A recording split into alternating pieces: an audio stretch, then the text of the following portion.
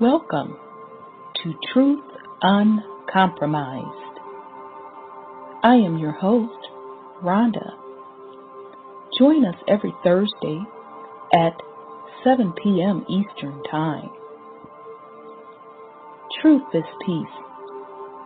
Truth is justice and freedom to love, live, and be.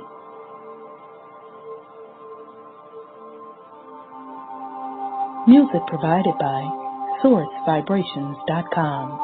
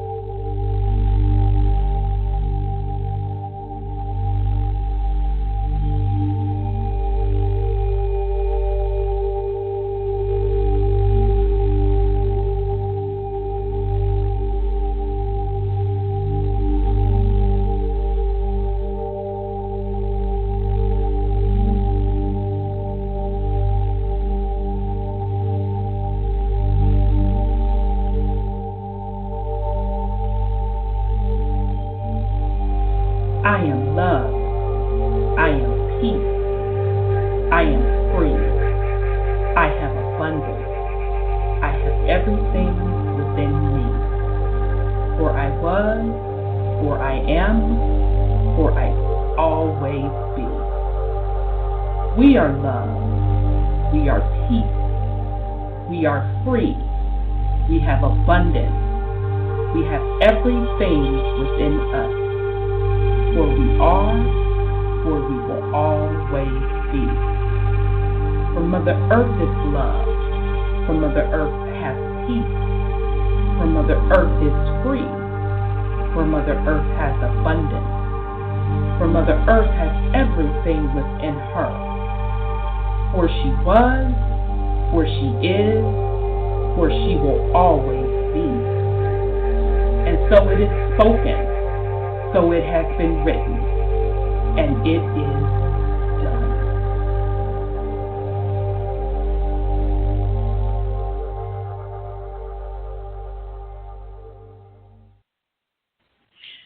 All right, family. Welcome to the Truth Uncompromised show. I am your host, Rhonda, and tonight is September the 6th. We have a great show planned for you tonight. We got rudely cut off last week. One of the sisters was just getting ready to go in on her commentary, and we got cut off literally a full hour earlier. So we are going to do a part 2 on the spell of language. Going to bring on my co-host. So just a second here. I see Brother Sean and Sis. Peace and love, brother. How are you? Peace and love, sis. I'm well. How about you? I'm doing well. Good to hear your voice. Likewise. Okay. Let me bring on Sis Sandra. Peace and love, sis. How are you? Oh, I'm fine, thank you. Peace and love to you too, Sister Rhonda and Brother Sean. It's good to hear every voice today. Yes. And I have to tell you, I was ticked off when they cut us off. Sure did. We had a full hour because we had just went into overtime, and when you go into overtime, you have an additional hour. So I'm like, this is some bull crap. I wanted to hear what she had to say so bad. Me and I too. Said, oh, man. Me too. So hopefully she's listening tonight and she can chime back in since we got cut off. I did want to share something with the family. Some of you probably know. I know, Sean, you know, because you knew Brother Kelly like I did for a couple of years now. And Brother Kelly transitioned earlier this week. He had been sick for a couple of years. And those of you that don't know Brother Kelly, he was definitely a family to the show. When he was feeling a lot better before he got really, really sick, he would co-host with me. Actually, I literally created a show based around Brother Kelly called Illusions, and he was the co-host. And on that particular show, he and I would critique movies. So he would pick a movie one month, I would pick a movie another month, and we would critique them from a spiritual perspective. And so the reason I had not continued that show because he had gotten ill, and it was just for me never kind of the same with him, getting sick. So I will eventually, once time allow, out of honor to Brother Kale, because he was the pioneer for me coming up with that concept, start that concept back up. So the good news about it, Brother Kale and I kept in touch, and I had just talked to him a couple weeks ago, and he was in very, very good spirits. His soul was at peace. So I am so happy and elated that his soul was at peace. He was definitely prepared. And so, now we can count him among the ancestors. And he made it clear that he wasn't coming back to this bitch. So I'm happy that he's not suffering anymore on this plane. But of course, the selfishness part of it, I will miss him. A very brilliant brother, well-read. He did a lot of research like we do research, and he brought a lot of value. As a matter of fact, a lot of times when I was on the air, and I would say, Dig, I don't know about such and so. And Brother Kale would text me to answer, or he would text me just him putting something on it, and you've heard him in the queue also as well. So, just in honor of Brother Kale, love you and appreciate you, and I know you will soar on. So I'll pause in case Brother Sean want to add something on it. Yeah.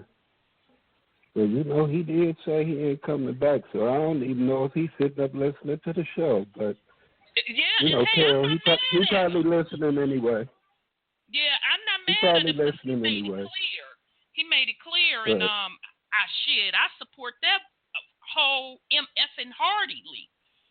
Shoot, I don't blame him. Yeah, so good for him. And if he's not listening, I can understand he got other things to be dealing with than looking back down on this plane. So, He's free.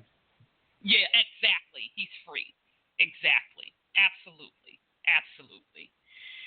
Okay. I'm going to. I think this is the I'd like sister. to say something. Oh, I remember him sure. chiming. Okay, Brother Lincoln. I didn't know if Yeah. you remember Brother Kale. Okay.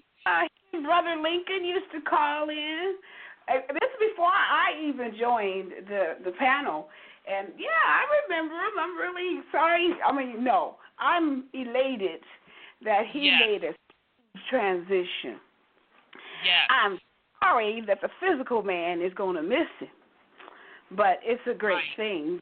He did have the resolve and the peace necessary to make that transition, and he will have a smooth flight.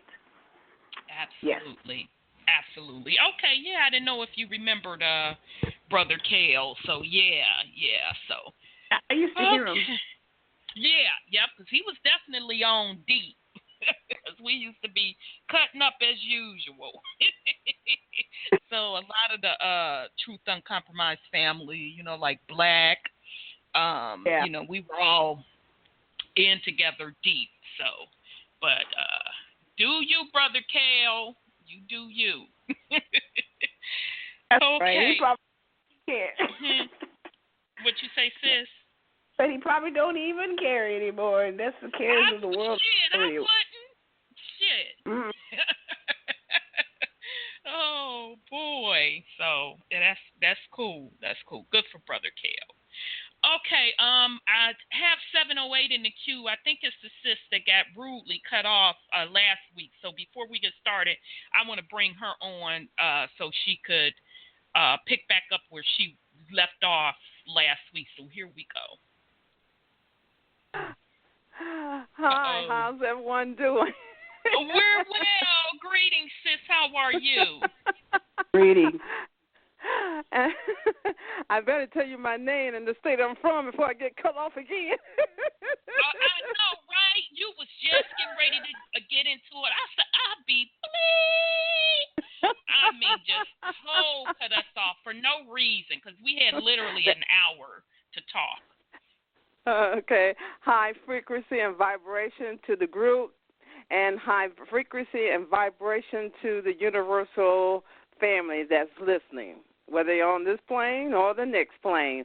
My name is Cynthia, and I am from the state of Illinois. Greetings, sis Cynthia.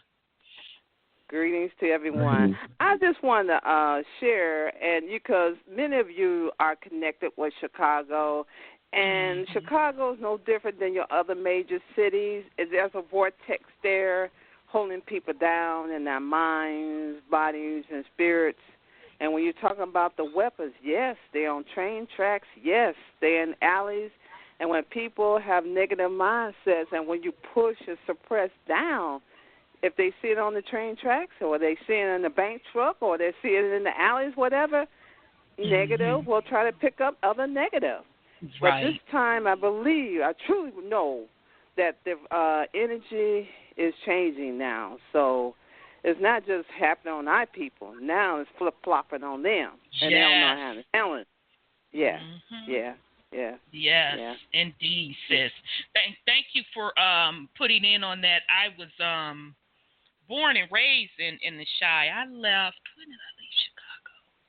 99, because I moved to Atlanta. And I started seeing the decline a couple of years before I left. And then when I would come back to visit, you could feel the energy. As you know, you're a highly spiritual person, so you can feel the energy and vibration. And each time I visit, I just couldn't even believe it was the same city and state where I grew up, because the energy, the high vibrational energy seemed like it was just sucked out. So, but, interestingly enough, matter of fact, I'm going to leave your line open because I ran up on an article on the whole state of Illinois. It was out of the Chicago Tribune. Let me see here. And Sis Katrina posted this on Facebook.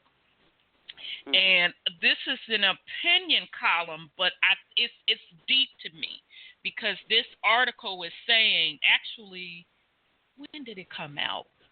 When did this come out? I was going to ask, what was the date on that? Okay, it's saying this is an old one. This is just last year, June 20th, and it's from Chicago Tribune and John Cass. So the name of the article is "What to Do with a Broken Illinois Dissolve the Land of Lincoln." So it goes, Illinois is like Venezuela now, a fiscally broken state that has lost its will to live. Although for the moment we still have enough toilet paper. But before we run out of the essentials, let's finally admit that after decade upon decade of taxing and spending and borrowing, Illinois has finally run out of other people's money. Those other people include taxpayers who abandoned the state, and now Illinois faces doomsday. So as the politicians meet in Springfield this week for another round of posturing and gesturing and blaming, we need a plan. And here it is. Now, this is what tripped me out when he said this. Dissolve Illinois. Decommission the state. Tear up the charter.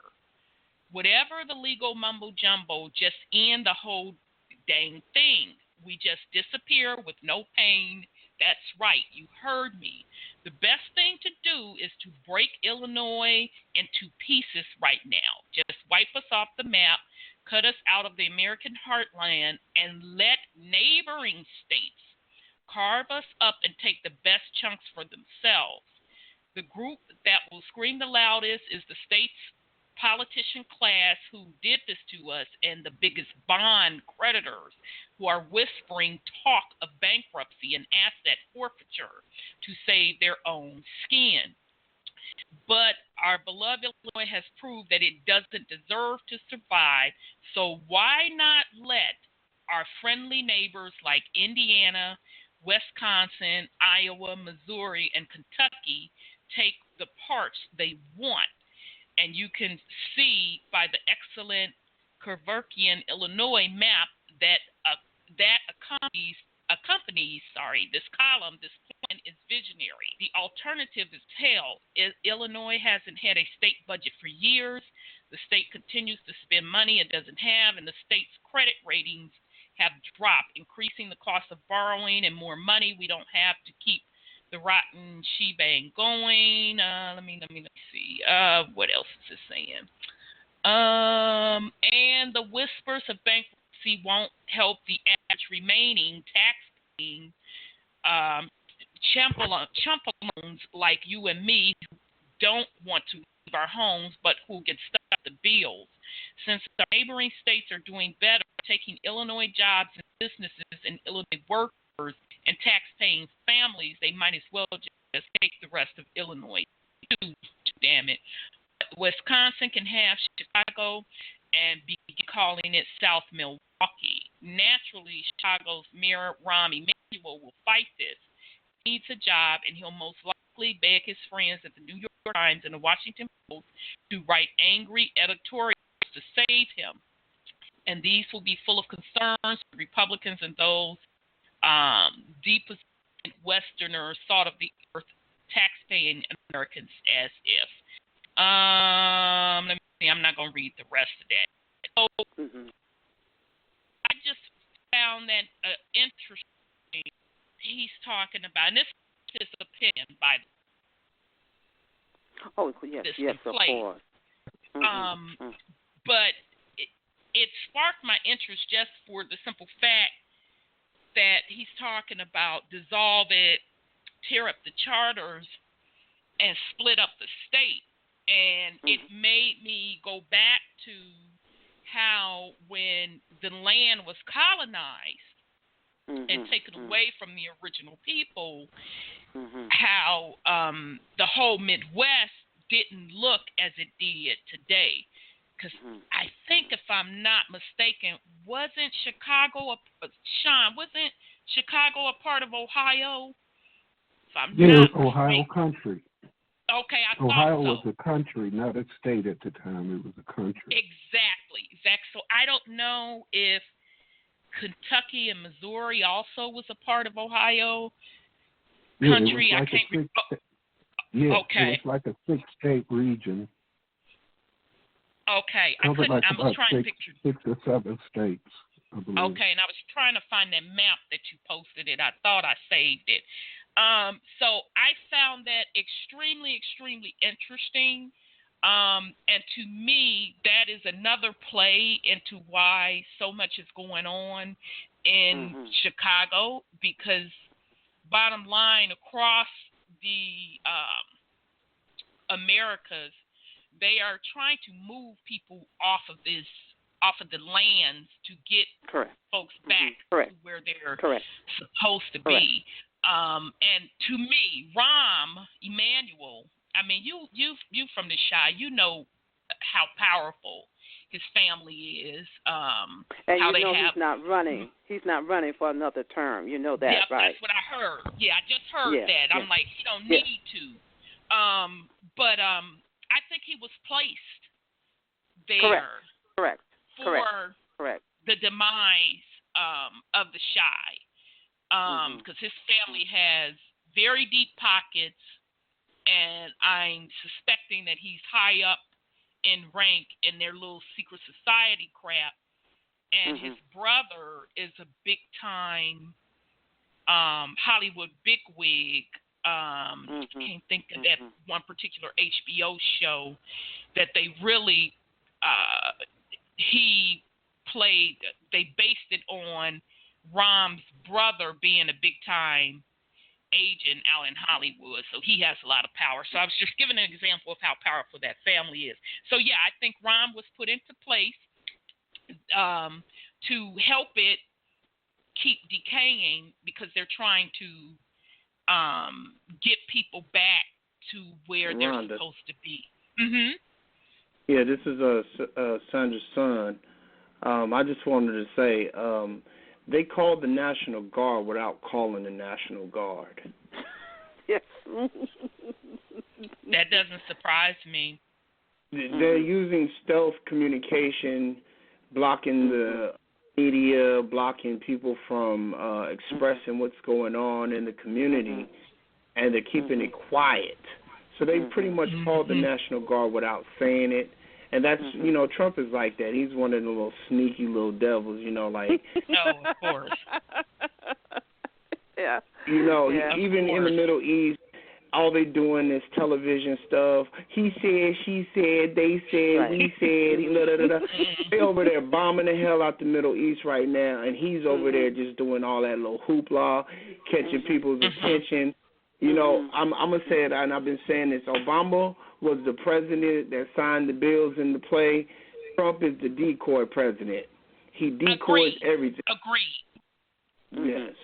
So be mindful that they've called martial law on Chicago. They just ain't saying it. And like you were saying, I knew when they put him there, he was there to take down that whole entire area. Whatever name, that man. Yeah, Rahm Emanuel, yep. Right, I heard from some resources that his father used to do the bombings on buildings. And back in the mafia time when they used to take over neighborhoods and they used to bomb them, his relatives were connected to that. The Purple Gang. The Purple Gang or something like that.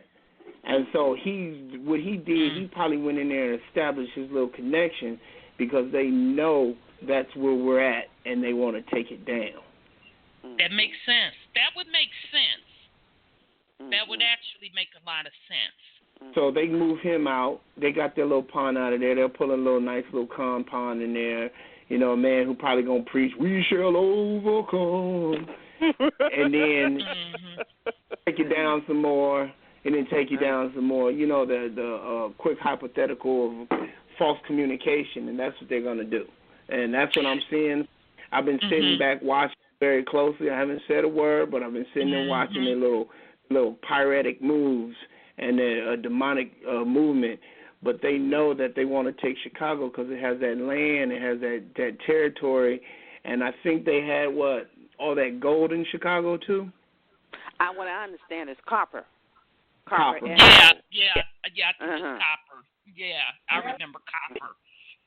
Right. So they're trying to do it on stealth level and keep it off the communication grid. But I mean, the people are gonna have to defend themselves eventually. I mean, you can't take it for too long. Right. You can only go so far. Yeah. Right. And you have to go with the end. Yeah. Go ahead. And I think. Oh, I'm sorry. And let's just remind each other that Chicago is not the only one that failed. Correct. Because you move right up or right next door, Detroit was a wash. Okay, right. Now, what happened with Detroit, and this all ties in, they're now trying to make a resurgence with Detroit, but as we know, Detroit had been bankrupted. So this was, how many years ago was this? I want to say about 5 years ago, Dr. Dilbert Blair, because you know Dr. Dilbert Blair's Meta Center is still in Chicago, in the suburbs. His manager has taken over since he transitioned. His manager has taken over. And I worked with Dr. Blair for 7.5 years. Oh, wow. Okay. I love Dr. Blair. I learned a lot from him, and I was a supporter behind the scenes on his products, buying his products. But he had put out some information where China owns those ports. Yes, he did say that. He said that. In Detroit. He literally took a picture of Chinese signage all around those ports in Detroit. Now I'm getting ready to move to the West Coast to show you, just give you a feel for what's going on. California. They're doing it here in California. They're doing same thing here. Yeah, and they're purposely collapsing these states because California, y'all, is a wrap. I'm going to tell you now. That's right. They're burning it up. And, the Corporation of the United States of China owns 52% of the Corporation of the United States. Mm-hmm. I believe it. I do know for a fact the ports. Yeah, they own the most of California. The Chinese are buying all the port cities, but I think it's like I think we mentioned it before.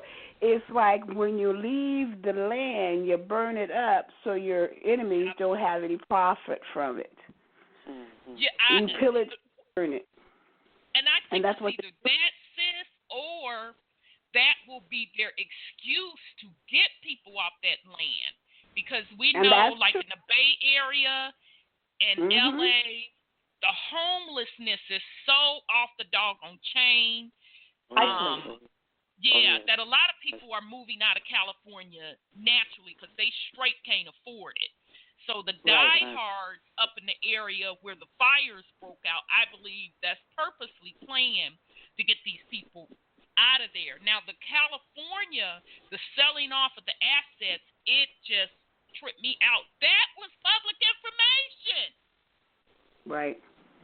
They literally ran articles on it. What's the governor of California's name? They say he's a snake in the grass. Brown. Act like he's somebody's daddy.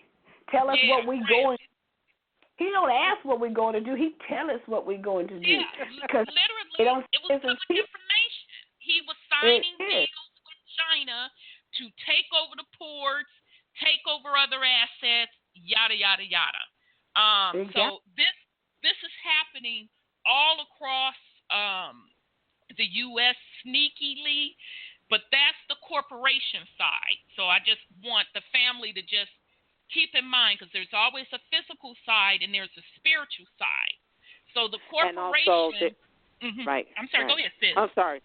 Also, there's the public side, and like you said, the spiritual side, and that's also a private side.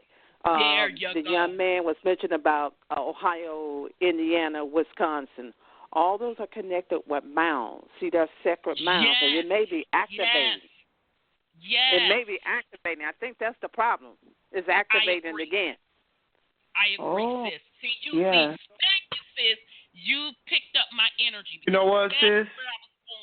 I got to say this. You are right, because I've seen a lot of videos and a lot of depictions of the pyramids. They were acting. They were coming alive. Whatever energy was manifesting from there, they were coming alive. So maybe that's another reason why they're doing that cloak and dagger move. Right. And get out, because they're trying to get off the planet. They still trying. They're gonna find a way, but they ain't gonna get there. But they're gonna try to find a way. Because I remember last week when I was talking. I'm sorry. Go ahead, Brother Sean. You think about it though, it's not cloak and dagger because we know about it. They always want to know about it. There's another distraction They can't sign shit over to China because they don't own shit. Yeah, well, everything we know that. Everything is already bankrupt. The Pope came over here and told them that their contracts and everything was up. Nobody's alive that's a party to any contract or treaty that we're talking about anyway. When the last signer of those contracts or treaties died, it died with them. That's so true. all of this is bullshit, and it's a distraction. Right. I mean, they are the same people. They are the same people. He signed stuff over to China, but watch tomorrow. They're gonna be another. China. Thank you. Because at the end of the day, when it shakes down, the indigenous are gonna be like, you better go run and go get your money from the corporation. They don't have shit to do with the indigenous private side. And for those that don't know what I'm talking about, get up on your game and study. So you're absolutely correct, Brother Sean. So at the end of the day, the corporation has failed. So if they want to keep selling debt to each other, that's their MFing business. But the bottom line is everything will be returned to the rightful caretakers.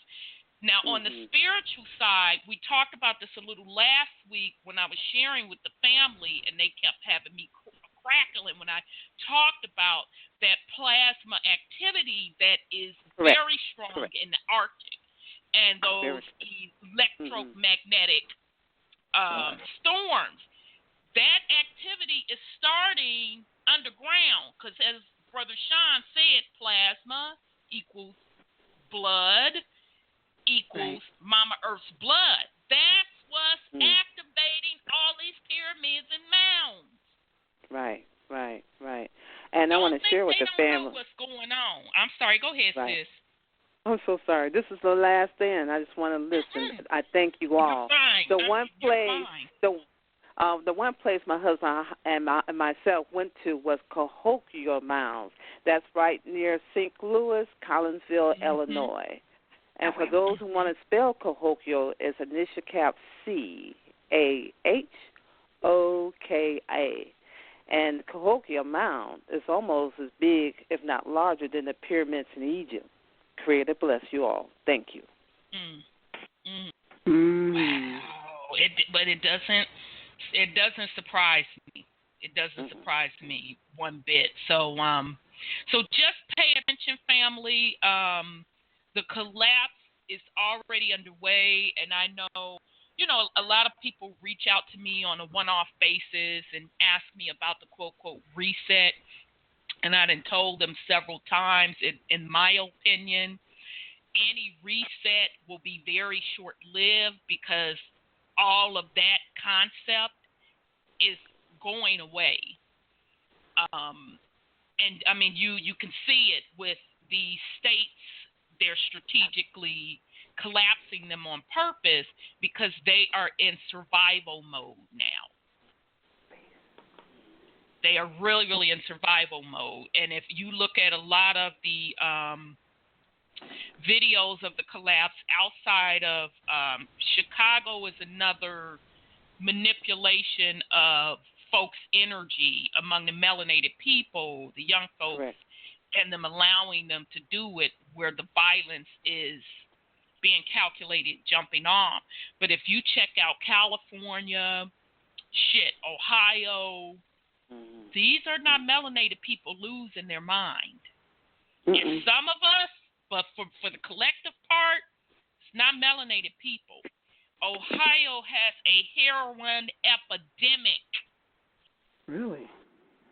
It is literally like back in the crack cocaine era. I'm telling you, y'all, I call people in Atlanta and they're like, you bull S and you bull. I said, I'm telling you all, it's like the crack cocaine era when you would see walking zombies, except this time it's not melanated people. See women walking up and down the street selling their body, and my mouth is just flying open. In the park, effed up, ODing in the park with the babies in the car. This is what's going down on this plane, and it's among the quote white Caucasian people. So start paying attention of what's going on, because the corporation has essentially collapsed. Now it's going to be the moving the people around, and it's going to be for survival. So any talk about they're going to destroy us, blah, blah, blah, that's just a distraction. Because if they were going to destroy us, shit, they had plenty of opportunity to do so. But they can't. This is going to be about survival, because this planet's vibration is rising. And if you are not resonating, it's not going to be a good thing. You know, you mentioned all these homeless people. Do you know, Rhonda, when I drive down the street, it was us on the street, the melanated people, but they have their own people out there on the street so long that they have our skin color. That sun has been eating them up. I said, you're in Arizona, sis, right? Huh? Aren't you in Arizona? California, honey. Oh, I don't know why I placed you in Arizona. Okay, so you know how Cali is a hot MF mess. It is a mess. And the only way you can tell that they're not melanated is by their hair, because you can't any other way. They've been so homeless for so long. I said, what in the world has happened here? And they're everywhere. They're hiding in the freeway little places where you can hide away from the people. They got their tents out, cities out there, and they junk. And it's like, wow, what in the world? And I went to Compton the other week, and it is crazy. They have so many homeless everywhere. Compton does? Yes, ma'am. Wow. Yes, ma'am. All in the parks. I said, what happened here?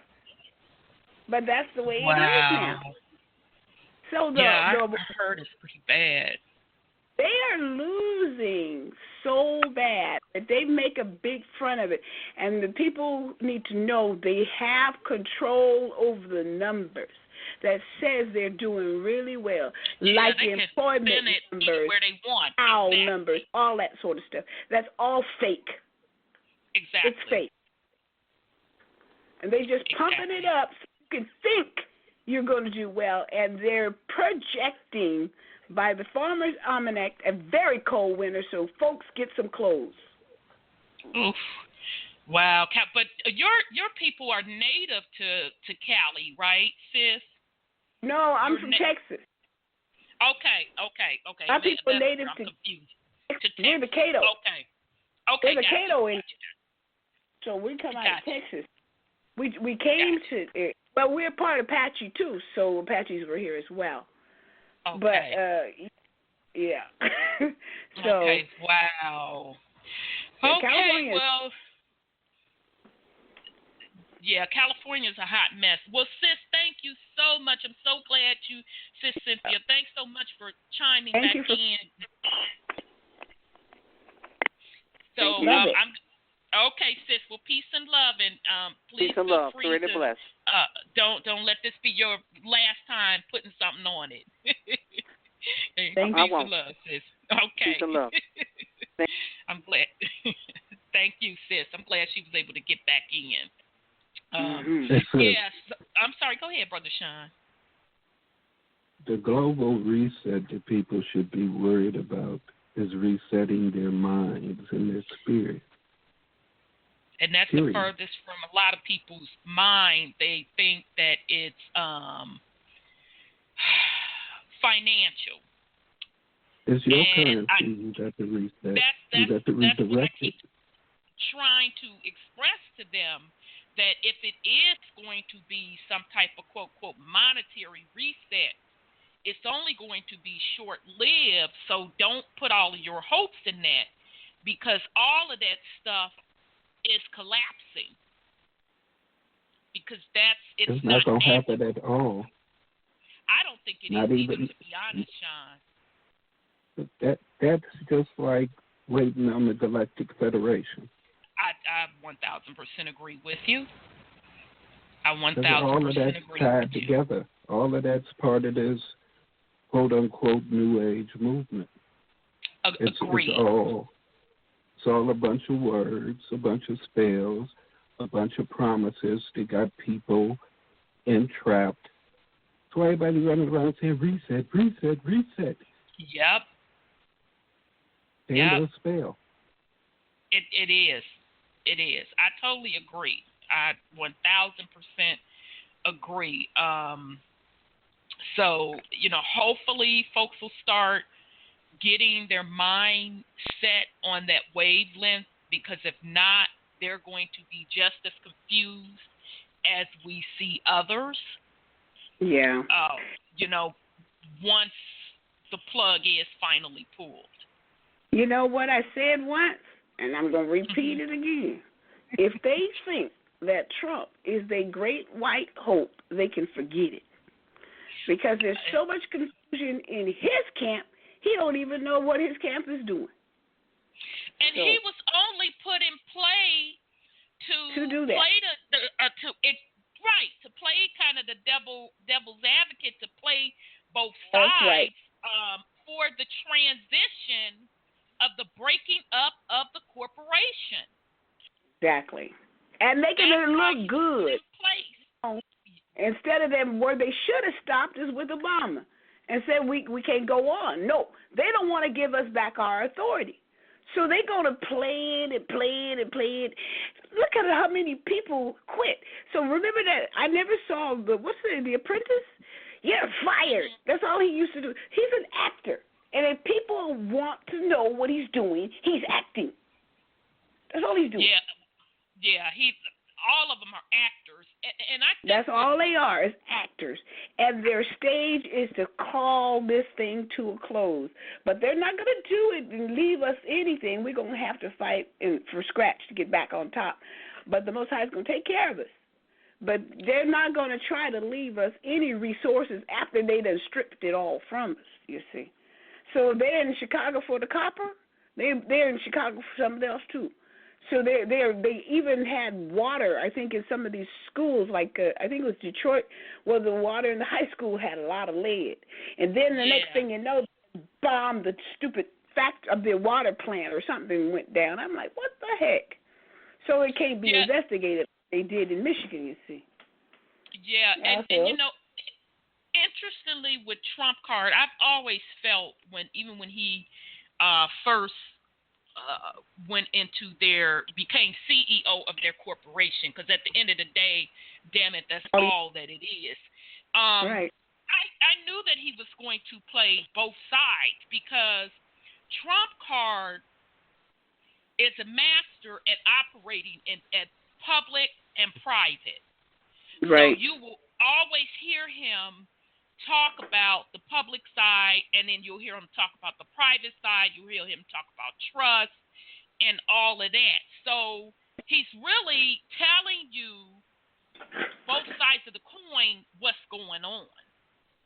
So it is up to the people to get their house in order. Now, this whole immigration thing, in his raglass defense, he's giving you code. Right, exactly. Lands have no choice but to be returned. They're using the Hispanic population as the scapegoat. But he's making it clear that lands have to be returned, because he is digging in the $5 Indians' asses, baby. He's not playing. Good. Literally. You know, I don't want to ruin your thought, but when before the election, they had a dinner with the cardinals and the bishops and stuff of the Catholic Church.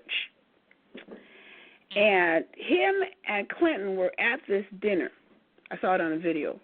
and some cardinal or bishop or somebody was praying, and one of the big bishops was Trump was praying too, but he was hunching Trump, and the guy was praying and he was hunching him after the part of what we have done, something about us as we rest in peace for what we've done for the melanated people or the people of this land. So I said to myself, So Trump didn't realize that he was being hunched, and he opened his eyes real fast. So the bishop was giving him a hint as the fact that he's going to take it down. That was what Trump's job was, to take it down, what we were and what we are. Yeah, I saw that video. Yeah, and you know, just another who put this article up? I think this was Sis Katrina. Let me make sure. I think it was Sis Katrina. It was Sis Katrina. Shout out to her. She put this on Facebook. This article, I'm assuming it came out Monday. It just has Monday on it. Off of a website called White Wolf Pack. The title is, now we can't make this shit up. That's what I'm saying. Trump card talks both sides. And he is really telling you what the hell is going on. So try not to get caught up in the theater of the fuckery that they're showing you, because that's just theater. Okay, look at it from both sides. This article says Trump administration wants natives to be considered as a race rather than sovereign nations.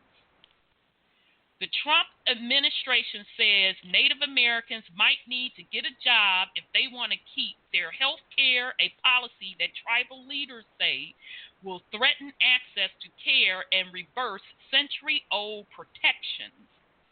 As a threat to tribal sovereignty, the Trump administration is attempting to strip American Indian and Alaska natives from health care. Politico reported Sunday the Trump administration says Native Americans might need to get a job if they want to keep their health care. Tribal leaders want an exemption from new Medicaid work rules being introduced in several states, and they say they are precedents for health care exceptions. Native Americans don't have to pay penalties for not having health coverage under Obamacare individual mandates, for instance, reports Politico.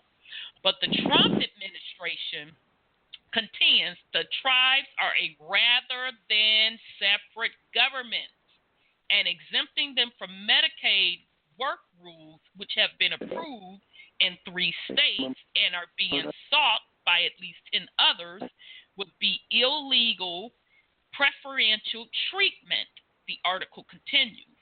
The tribes insist that any claims of racial preference is mute because they're constitutionally protected as separate governments dating back to treaties hammered out by President George Washington and reaffirmed in recent decades under Republican and Democrat presidents alike, including Clinton, George W. Bush, and Obama administrations.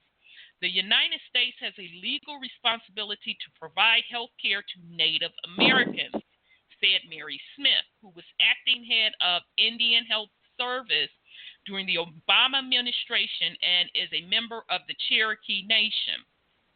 It's the largest prepaid health system in the world. They've paid through land and massacres, and now you're going to take away health care and add a work requirement. Okay, so again, this is off of a website called White Wolf Pack. Trump administration wants natives to be considered a race rather than sovereign nation. So again, pay attention. You know, we've had this discussion several times on this call about that whole native. There's a big difference between being a native versus indigenous.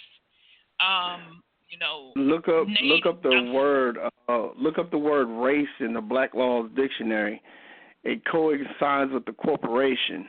It has nothing to do with the illusion they tell us on television or something like that. So what he's doing, he's already corporatized the federal tribes in their own way, but now they want complete corporatization over them. And so his little delusional self is, like I said, he gonna cut off the PG&E, he gonna cut off the water. You ain't gonna be able to have the fans on at night because he going broke. So he trying to cut as much money as he can to preserve his dollar. Puerto Rico example. Well, Puerto Rico District of Columbia. They having issues with transporting and exporting their goods here into the United States, so they're trying to cut everybody else off because they can't get their imports like they were getting prior to that. Right, but that has to do with, and I know you know this, but just so giving it to the family, that has to do with the dollar having no value. That's the corporate side. So I'm not disputing anything you're saying on that. The point that this article is making, you are correct. He is putting the final coffin in the nail on those 5 civilized, federally recognized tribes. He's trying to reinstitute the birth certificate rule. The birth certificate rule. You know, they make money off those bond instruments. I mean, people say that they don't, but they do pull from the Social Security Department and all that stuff. But that's what he's trying to do. So that's why they were trying to do, I can't remember, 1,800 million illegal immigrants. They were going to let them come in.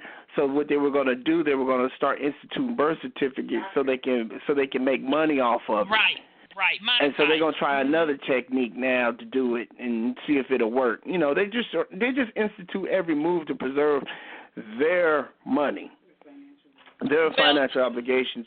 And so they figured, well, we'll take over these fake American $5 Indians that have taken over our ancestral title. We'll go after them because we put them there. I mean, there was even I forgot the gentleman's name, but they even have a list of every family member from back in the 1800s to the 1700s that has taken on that money and has taken the dolls list, and they can go in there and they can reverse it at any time. They just sitting up there waiting or reverse it, but they'll probably do it in panic mode, which they're in panic mode right now, so they probably will do it.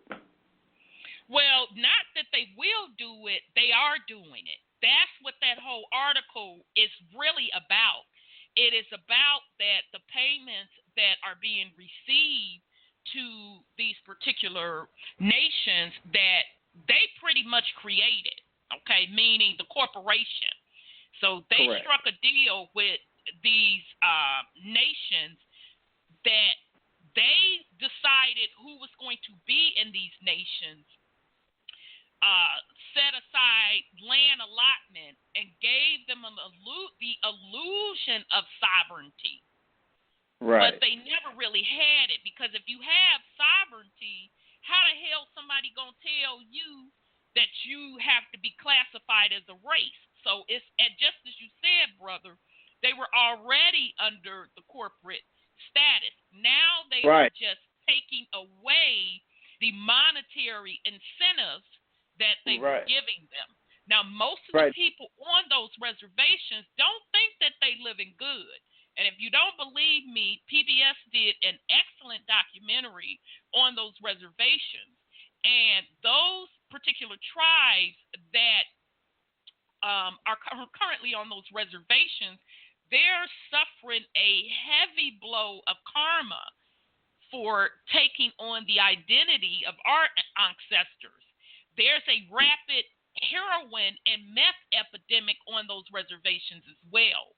Okay, they're not functioning, and that's why they're dependent on the welfare system. The ones getting the big money are the ones that put in place. Exactly. The ones that, those are a lot of the politics. Right, people have to be mindful. Right. People have to be mindful when you vote and these Indian tribes, or even the Voters' Right Act, it's not an act is not a law. And you have to be mindful when you vote, you're acting. You know, like an actor does. You know, you're going up there perpetrating the fraud, Civil Rights Act. You know, you don't understand. It's not a law. It's an act. So it's something that you want to do. You know, and so they get these tribes to do this voting, because every time you vote, you give your energy to these people. And so they got these tribes and all these people voting, and so that's what's instituting the fraud, because you're giving your energy and your projections and everything else to these people that are fraudulent, and these tribes have connected with them. And so when you say that you're an American Indian tribe and you're separated from the United States tribe, but you don't realize that your ancestors just sold you back into slavery by making you vote. Right. Yep. Absolutely. That is absolutely correct. So just pay attention, family. They are literally dismantling the corporation, and part of that dismantling has to also happen with the whole Phaeacians and civilized tribe stuff. All of that shit will be torn down. Now, as far as them trying to keep the dollar going, I mean, I guess they can try to keep it going. I don't see how. They know it's a wrap, but if they want to keep lying to themselves, that's their so-and-so business. But just pay attention, because I'm sorry. Go ahead, brother. Mm-hmm. I saw a video where this one family, they were getting like $200,000 a month each member. Mm-hmm. But they ain't decided to say nothing about it till they got cut off. Yep. A lot of them are living good.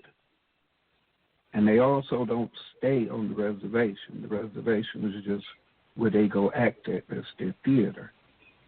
Right. The ones that are living good don't stay on the reservation. Exactly. And those are the ones that are mainly Caucasian. It's the Mongoloid that's taking the beating. The Mongoloids are taking down. Absolutely. You're absolutely right. And I'm sorry. Go ahead, brother. I didn't mean to cut you off. Thing is, they all got to go. The money ain't real, period. So it don't matter how much they claim that they taking from them. They're making them. What they're doing now is reclaiming those Native American names. They go bond them, like brother was saying. It's about them bonds. They now about to bond all that Native American stuff. Yep. And that's going to pull them back in up under the bankrupt corporation. And they also going to fit up under them immigrant laws. Yep. It's they about all to get real funky up in here. Yep. Absolutely. And I was told that, this was a couple of years ago, and I can't tell my source, but I was told that they were definitely kicking folks off of the rolls because the money started getting cut. Okay, so this ain't something that Trump card is instituting. This is calculated. It's calculated. And Brother Sean is right, because it's all got to go. Okay. So just start paying attention, because ultimately, think about it. Go ahead.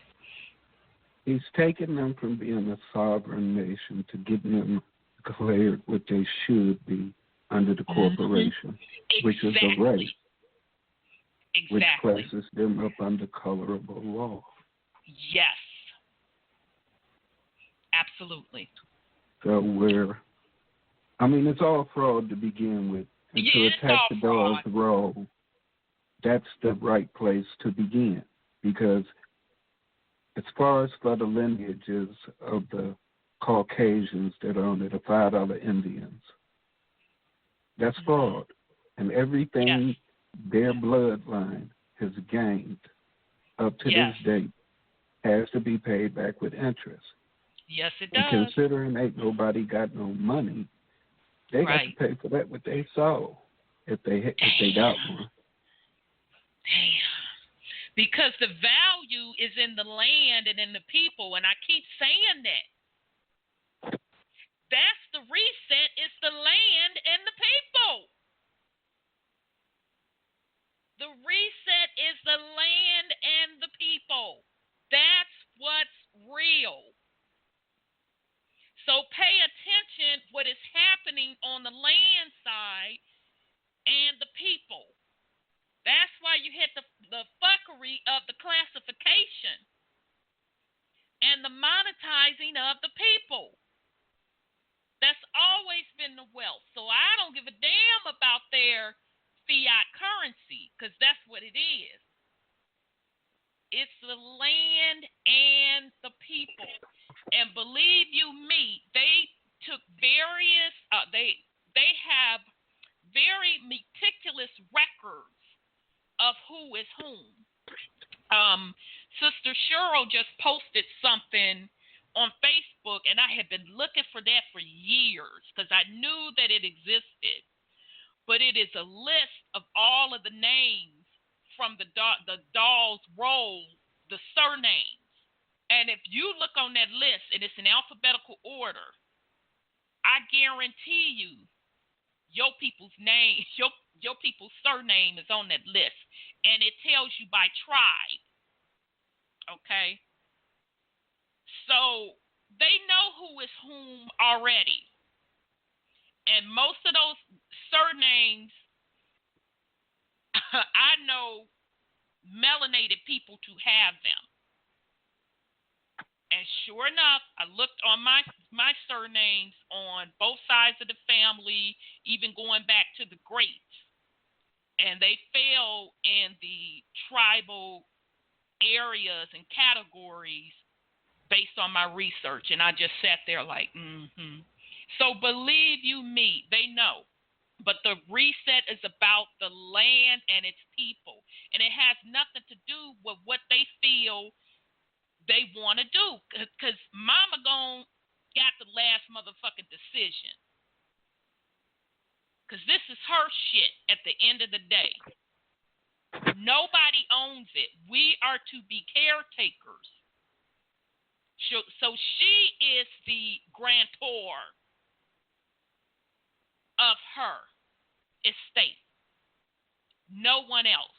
So just pay attention. It's always going to be about the land and the people. And you're going to, as we get into next year, 2019, where they're quote, quote, labeling it 2019, you're going to start hearing more and more about the census, and people are going to start getting anxious and up in arms. So just pay attention on it. So I just did want to bring that to the family's attention. Okay, let me see here. Okay, I think we talked about everything we needed to talk about. Oh, but the 2020 census thing? Uh-huh. They're introducing new language. So, of course, now he's attacking them not as a sovereign nation, but as a race, because if I remember correctly, aren't they supposed to remove Native American from off of the census? Yeah, it's not on there. You absolutely right. What's on there, and that's why when the sister last week was talking about classifying yourself as white, that's why I jumped in and I was so adamant about it to not do that, because even on that census, white, you have to say, okay, so you white, what part of Europe are your people from? African American black, okay, well, I think African American black, they also still have in there Negro. I'm trying to remember. But anyhow, they have a slot for you to write in there. And then under American Indian, there is no Native motherfucking American. It's American Indian. There's a slot for you to write in. So you're absolutely correct, brother. You're absolutely correct. and even folks that have been classified using the classification of white. So a lot of the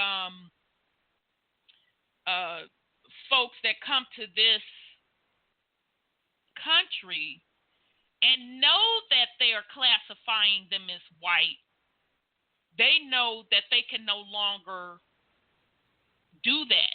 They have to tell what their origins is, because they were classifying folks coming from other nations as white to boost up those numbers.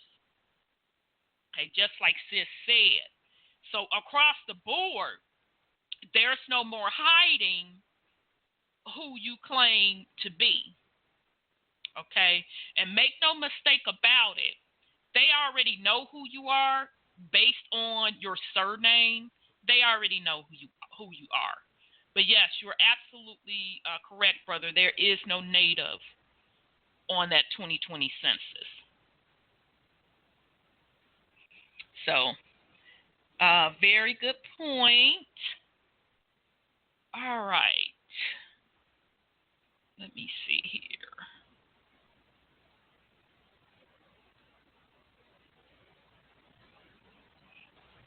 Okay. All righty. So we'll move right along. I was trying to look for the article that I found. And Brother Sean, I can't remember. I think you sent me this article. If it was somebody else. Lost City in Kansas rewrites history now open to the public. And this is from Mysterious Universe. This came out in April 2018. Back in April 2017, Mysterious Universe reported on the discovery of a lost city near Arkansas City, Kansas. The ruins of the once thriving fortified city of Izanio were discovered by Donald Blakesley, an anthropologist at Wichita State University. Prior to finding any proof of the settlement, the academic community was largely in agreement that the city was a myth, an invention of the Spanish Conquisition, who went looking for a city made of gold and concocted wild stories about a native town that stretched for miles. After discovering proof of its Zanio, however, the lost city is now considered one of the largest native settlements in North America, alongside I think this your people, sis. What's your people's tribe? You just spelt it for me. The lost city of... The Cato, they're Cato out of Texas. They're the Toltec, Mayans. Did you spell it CAHOKIA? CADDO. Okay. There's another no, that way. was the other sister. She was talking about Coahuila.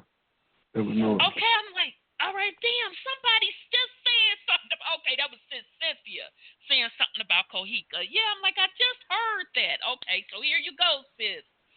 Alongside the lost city of Coahuila, and it might prove to be the absolute largest. Donald Blakesley believes that excavation of the site will continue for decades and will rewrite the history of early native settlers of the Great Plains. Since the initial discovery, development of the area as a historic tourist attraction and landmark has moved quickly. Guided tours of parts of the ruins are now open to the public, and plans are being drawn for site development, museum exhibitions, and more archaeological expeditions. Said the city of Xania was highly developed and big, at least 5 miles across. Blakesley says that approximately 20,000 inhabitants possess the infrastructure for processing industrial quantities of bison, likely spoke multiple languages, and traded at great distances.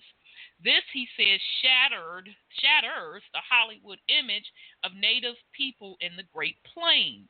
The ancestors of the Wichita who lived in this city, and Blakesley thinks many other cities in it in the region were an urban industrial people, a far cry from the popular conception of the earliest indigenous people of North America. Blakesley says there is still much more to find, and the next dig is scheduled for June. Okay, so sis Cynthia, this hits right out the park, just what you was just talking about. The archaeological community knows about this, and we have been getting help on equipment. This year in June, we will be ground truthing, finding out what is there. You don't know until you dig holes. According to Blakesley, there's a lot more holes to dig to. He says that while this project is starting in Arkansas City, there are a number of equally impressive lost cities to be found in the area. There was one south of Winfield, another one near Augusta, several in Rice County, McPherson County, and Marion. The town of Arkansas City, Kansas, was built nearly, we can't make this stuff up, y'all, was built nearly on top of the remains of Xania. Most of this stuff is built on top of the ancient cities. Why do we think there's sinkholes happening around this nation? Because as Mama Earth shifts and as that plasma, those electromagnetic waves pulse across the planet, it's activating those crystals and those pyramidal energy structures, those mounds. So we're going to continue to see stuff collapse. Okay, and when Sis mentioned, I think she said Sis Cynthia said they was somewhere outside of St. Louis, and she'll know what I'm talking about because on one of Dr. Blair's shows, a truck driver called in and talked about the cave system in St. Louis and how that dated all the way back to the Olmecs, because this truck driver saw the Olmec heads. Okay, so this isn't a surprise to me that now they're saying that stuff was built on top of these ancient sites. Okay, that's one of the challenges facing the Xania Conservation Board as it strives to make the site a recognized landmark in the public mind. McLeod, president of the Xenia Conservation Board, says that a feasible study is being conducted this summer, and from there the board hopes to develop a 5-year development plan that may include purchasing more land and developing a river walk and kayaking routes so visitors can the stone artwork. Okay, their verbiage was a little off there. So it says, for now, the guided tour being offered are limited in their scheduling and access, but that will soon change. Currently, tours run on Saturdays at a price of $10 per person and visit 4 of the major locations around town.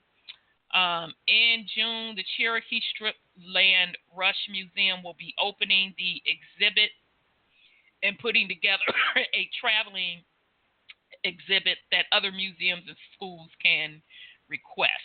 Okay, so just another example of they're claiming they just discovered this city. I highly doubt that they just discovered it. What I think is going on is now they have no choice but to admit these ancient sites because they are being activated. And that's going to be another one of their excuses to move people off the land to say that these are historical ancient sites. So therefore, we're using eminent domain. So just another example. So just pay attention. And thank you, Brother Sean, for that article. That was really, really deep to me. And shit, Sis Cynthia just came on and knocked that out the park regarding that. And I see you, Brother 832. I'm coming to you in just a second. So the very last thing I want to bring up, Brother Sean sent me an email. I'm going to say this map. Thank you for that. When we were talking about the Ohio country, okay, so it was its own country versus state. And unless I'm reading this map wrong, and you keep me honest here, Brother Sean, it looks like part of Pennsylvania was a part of Ohio.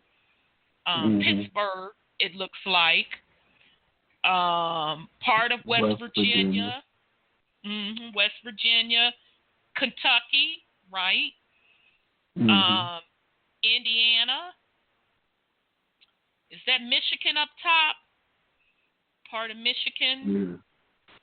Yeah. That's when they made it into the Northwest Territory that they included all of that. Okay, with the gray lines? Okay. And that also had to do with the French. I mean, our people, we just keep looking at Europe. Yes. Every fucking nation over there. Over there, over in Europe. Over here. Yep. Absolutely. So, I mean, we just looking at one party, Rome, or the throne over there in Britain. What about the royalty and all these other places? They was all over here too. They still call themselves own and stuff over here. Right, because didn't the Dutch have New York? Yeah. Because they started with the Iroquois nation cutting the motherfucking deal, and that was the Dutch. And the French and the Spanish were fighting over the land. Exactly, and the French and Spanish was going at each other's throats. I know on Louisiana. But see, they still doing that. That's the whole thing with Trump. That's them. They haven't infighting. What they doing shouldn't be bothering us one way or the other. We should just be paying attention to what's going on and make shit happen like we supposed to happen. Because Trump is draining the swamp. Ain't nobody got to like him. I mean, I don't like him personally. I don't hang with him. I don't vote, period. But I see what he's doing. I agree with you on that. It's working in our favor. Ditto. I mean, if you look at these people that's stepping down from these corporations, these well-to-do, quote-unquote, white people, they no longer have jobs. They taking a beating now. He didn't cut the Federal Reserve down to what I hear. There's only like 2 people working in the Federal Reserve.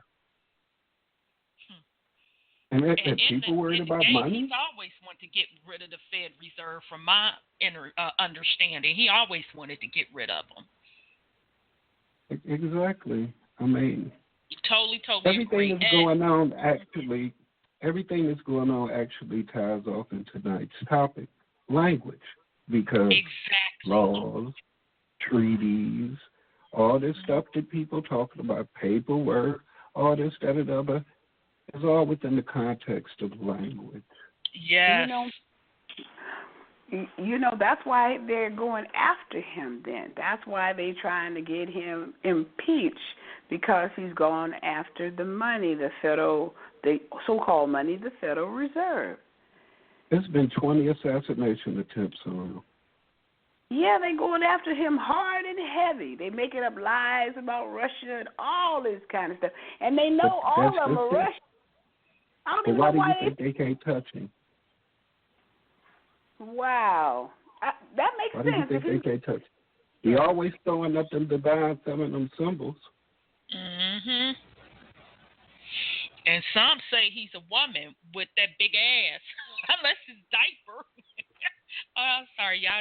Not trying to throw shade, but unless that's just his diaper or whatever. But yeah, like I said, that's why I was saying pay attention to what he does, because he's playing both sides, but he's really putting the truth out there. Because when he came in the door, he lets you know pretty clear that he don't fuck around on the corporate side. He made it pretty clear when he was running for office, and they would, you need to show this, and he was like, I don't have to show you a damn thing, because he never fell under the corporation side. Okay, so pay attention. Before he got into office, he had always called out the fraud on the $5 Indians. So pay attention to what he's doing. Now, still a lot of fuckery going on. You know, I'm not saying that I'm a fan of him at all, but I see it for what it is. He's put in place for the collapse of the corporation. Okay, so, you know, melanated people, what you need to just be working on is you and yours, getting your mindset right.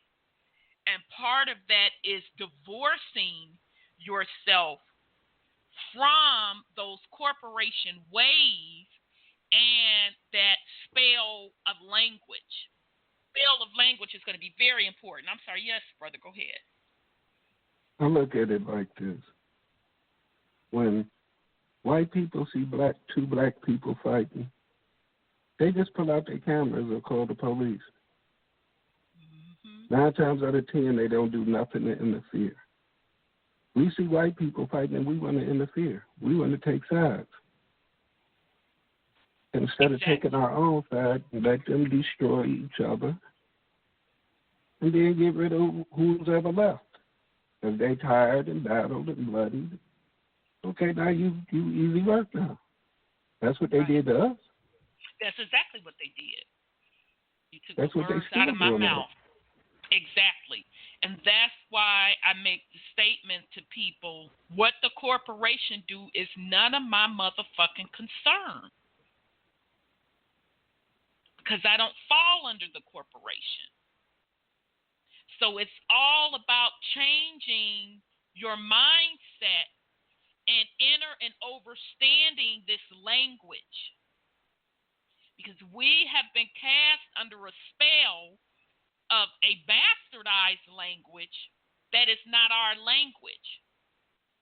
And it's written as such to keep us in a spell.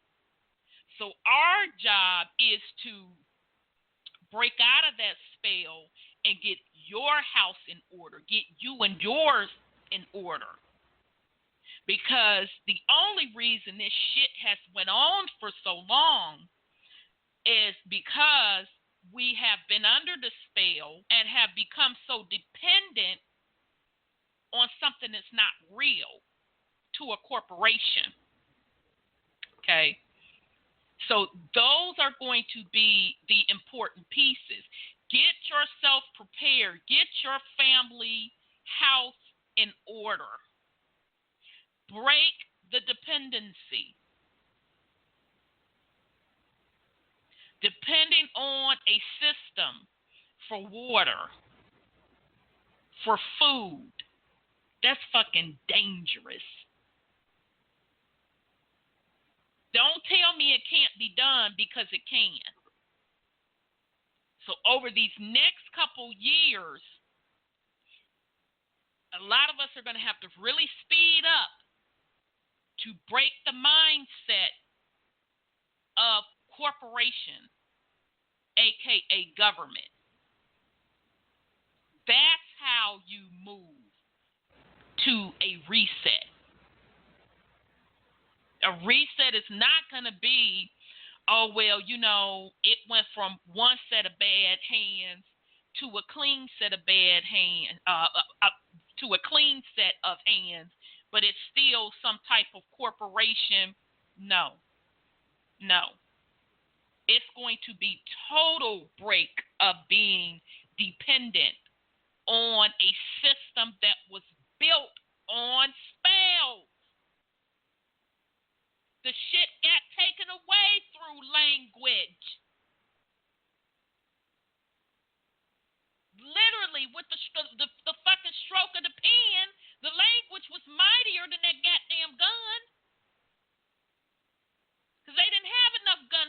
to wipe you out. They wiped you out through the stroke of a pen, a spell language. They did and it as we were dependent, we adopted that system. Yeah, a lot of it was through force, but as the generations went on, it became voluntarily. right. And the spell has set in. Well, you know, Rhonda, they did it with legalese, the law, that fake language that you hear it with one ear, but it means something totally different than what you think. And that's incredible. Spell. Yeah, that's the word incredible. We think it's a great thing, but incredible is not a good word. There's a lot of wordplay, and our people have been locked in prisons, thrown out of their homes because of the words that are in the contract and in the courts that make us not understand. You got to learn. They taught you another language, and they're using something else against you. They're using two languages against you. All this schooling they done gave you is crazy. It's not giving you the real words they're using. They're not using the real words at all that you've been taught. They think we have second-grade education, and that's how they treat us in law. We're under colorable law, and the pen is mightier than the sword because the pen is the language that they use. They write it, and we don't understand it. So we get in trouble, and we stay in trouble. Don't use these lawyers that holler civil rights. There is no such thing. Right. So we need to understand that the language is what has captured. And we're not enslaved. We're in captivity. And keeps us in captivity. And it keeps us in captivity. They tell you were a slave. That's brainwashing. You weren't no slave. You're in captivity. Yep. They took your land from you by their languages. And then removed you from the land with a spell and told you you're African. Right. American. Yeah. And you love that word. They love it. Oh, I belong. You can't belong to two continents. And we'll get cussed plumb the fuck out by our own. When you say, no, blood up, no disrespect to you if that's what you want to identify. Oh, will cuss you plumb the fuck out. That's how deep the spell of language runs. That's how deep it runs. So I'm going to get to 832. I'm sorry, brother. And then we're going to get more into spell of language. We're going to get into the etymology of words, etc. All right, 832. Here we go. Hey, brother. Peace and love. Rhonda. Hey, Sandra. brother. My sisters from other misters. Brother. Sean. Is that Sandra's son? My brothers from other mothers. Greetings, bro. Greetings. Greetings. Yeah, man. I'm feathers up. Niggas Feathers down. up, bro.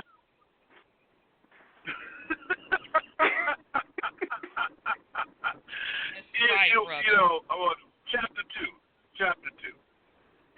Before I go deep in it, you notice they referred to Barack Hussein Obama as Kansan and Kenyan. Did you notice that? Never heard anything about the WASP background of W the entire 8 years he was there. Right. And we could care less about Bubba from Arkansas. But they put the hick in there just like they put the peanut farmer from Georgia. You know? But now we know he's a Scottish German. Does he ever mention his mother? I'm talking about Agent Orange Julius in the White House. You notice how this is being put on full display? And so this Caucasoid European demon is going to. You pointed out last week, you can't call white and you can't call black, actually, without being accurate. Right. Or let me put it like this way: detail, because neither one of them are going to be accurate. Right. As we go on, by the way, did you finally get the link or the time and place for the streaming on the on Saturday for the 2020 census with Dane and Phoenix Moon? And whatever channel. I have it. Yeah, you go ahead on and talk, and I'll look for it and I'll give it out. So go ahead on and finish your thoughts, and I'll have it before I'll make that announcement. So I'll look for it now. So go ahead. Go ahead, finish up your thoughts. Now, these pieces, Sean, you're knocking it out the park, brother. You did a grand slam. Let me lay this log on the fire. In Dane Calloway's video, and this is not just the $5 Indian reference you were making, technically, he did a very intriguing thing editorially by clipping him, Agent Orange Julius, making those statements in 1993. Talking about they don't look like Native Americans to me, but he wasn't talking about these Mongoloids. He was talking about these melanated tribes in Connecticut that actually makes, if I'm not mistaken, they make the most money of any casino operation in the nation, something like in the billions of dollars. And they look like you and me, Rhonda, Sandra, Sean. Those were the ones he was trying to slam at the panel, but Dane, very interestingly, with his editorial cut, kept going and back and forth and showing pictures of these Caucasoid $5 that are on the Dawes Act or the Dawes Roll. By the way, as far as the Dawes Act is concerned, I spoke on that last week. There was a part in his video where underneath the praise, kill the Indian, save the man, that is the connotation of manifest destiny. Now, when he started his documentary about the $5 Indians, he made reference to the quote-unquote Native Americans, as Sandra describes, and accurately so. The Native Americans, which is not what we were called. We were called Indians, even in the legend, if you want to believe Christopher Columbus. We were not called Native Americans. You know you got to go back to break down that term and the definition from Webster's dictionary, but I won't go into that for the moment. I want to point out something, as Sean was leading to, about, you remember these bigots in Charlottesville with these tiki torches screaming and hollering blood and soil? Okay? It's our blood and our soil that we need to deal with. And I can care less about where the rest of the face of the earth for now. I'm talking about this patch of dirt under our feet right now today. I understand. Okay? Do you know who the trustee is over our ancient antiquity land grants? Department of Interior. The Department of Interior. Do you know what their logo is? The bison that they almost made extinct. Remember last week I was telling you about the Fujio set? When he brought up the copper coin documentary and talked about how that particular coinage in the United States Corporation minting was supposed to acknowledge our Native American ancestors and the treaties of 627 or so that were all broken. Okay? Now I'm supposed to, here we go again with this kind of like super white man heroic story. I'm supposed to now give credit to Ted Turner for bringing the buffalo, the bison, back from extinction. But you know how he was able to acquire and accomplish that? Off of our land grants.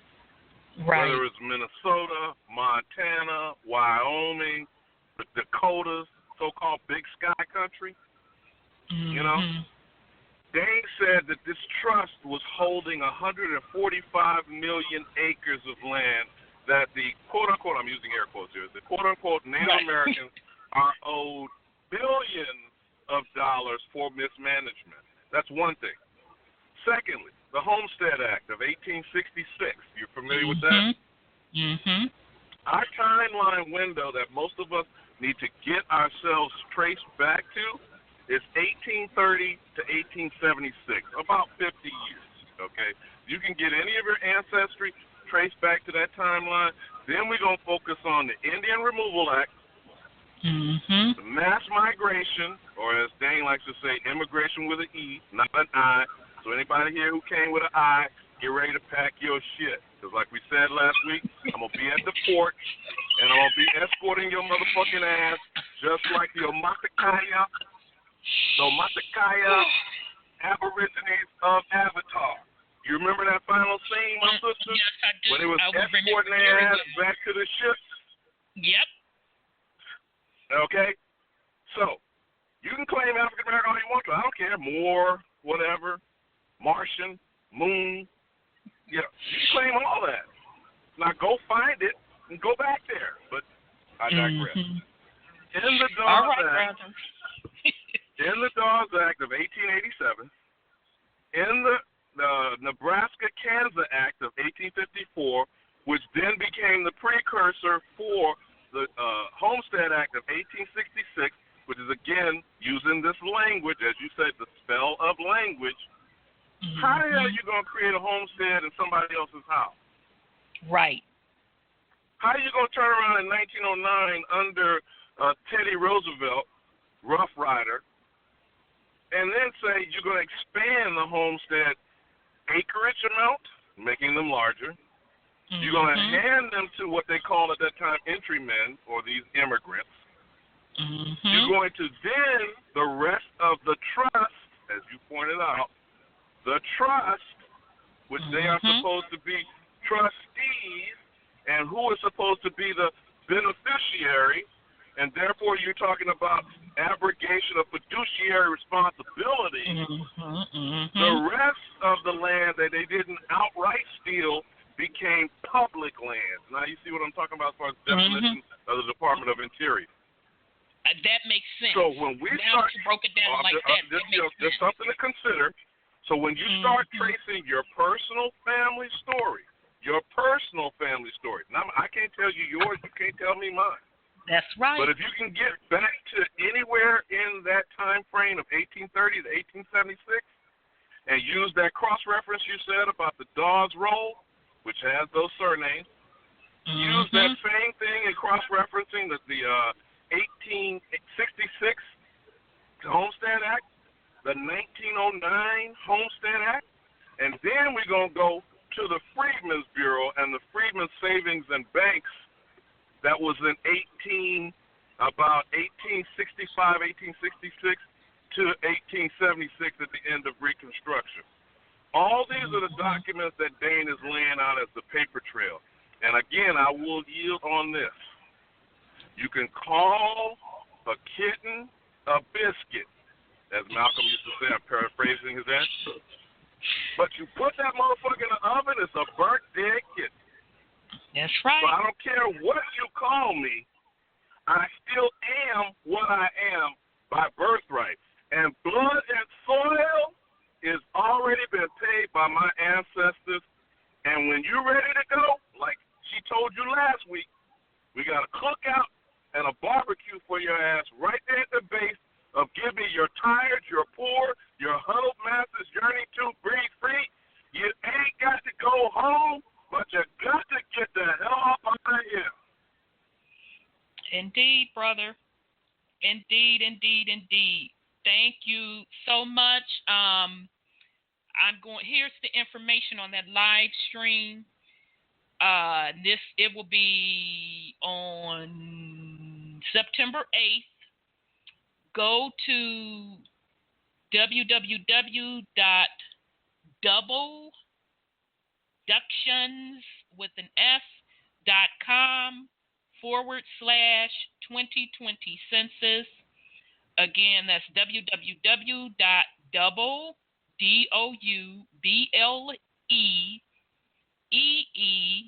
productions.com/2020 census.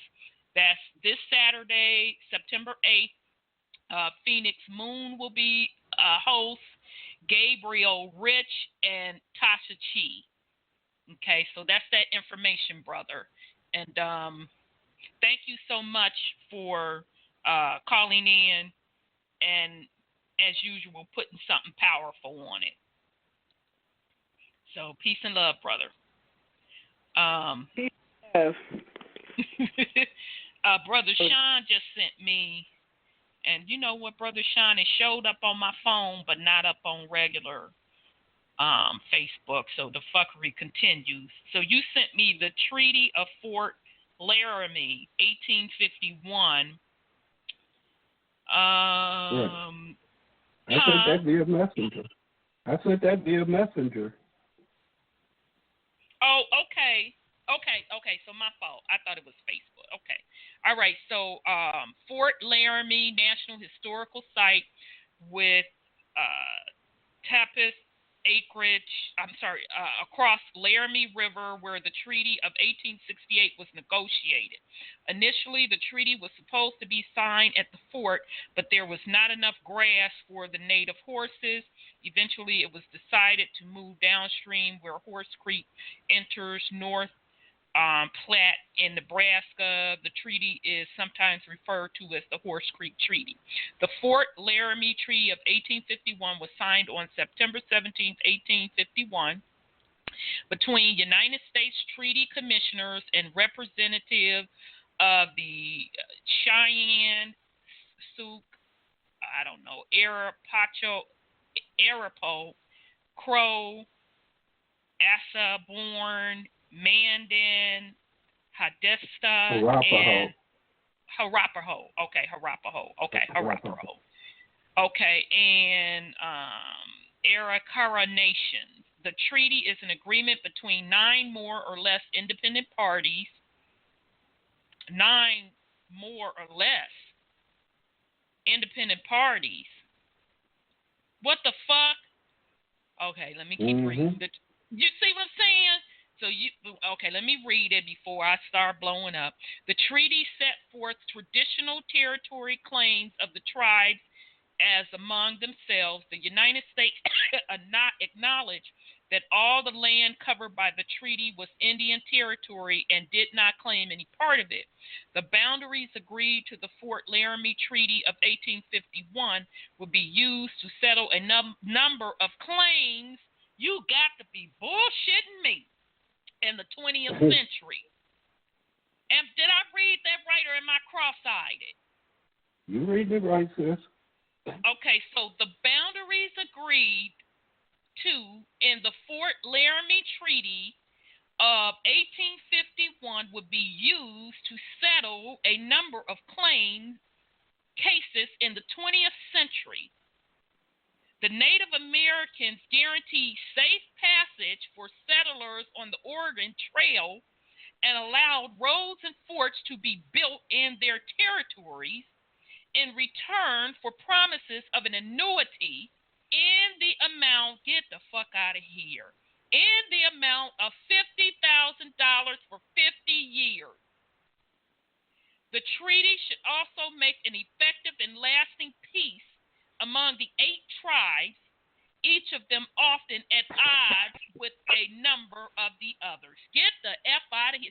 So, again, I'm sorry, go ahead, brother. Yes. Hey, don't the Treaty of Peace and Friendship be renewed every 50 years? Yep, that's what they say. So I'm going to another ask treaty again, with that 50-year thing. Exactly. I'm going to ask again. Who the fuck authorized 9? Now, this is their words, okay? I don't want to lie on these bastards. Let me go back up. They said this treaty is an agreement between 9 more or less independent parties. The treaty set forth traditional territory claims of the tribes as among themselves. So there again is the spell of language. Because they motherfucking contradicted themselves in 2 sentences. Because first you tell me that it was 9 more or less. Motherfucker, what was it? This is a treaty, supposedly and allegedly an agreement. Goddamn, how come you don't know how many was involved? Don't give me no motherfucking approximation. And then you got the audacity to say, in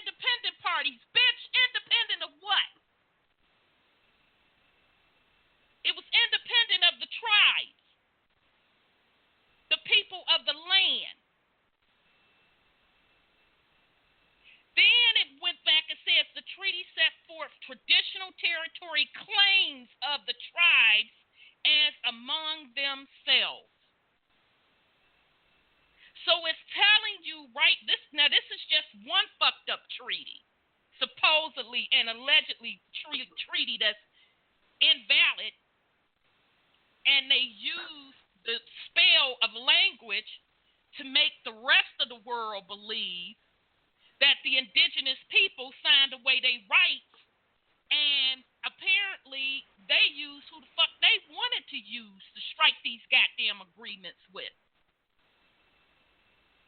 under the guise that the tribes, well, they sort of agreed, they sort of didn't agree, but that's among them. Okay, then set the payments to pay they bitch asses out on a 50-year cycle.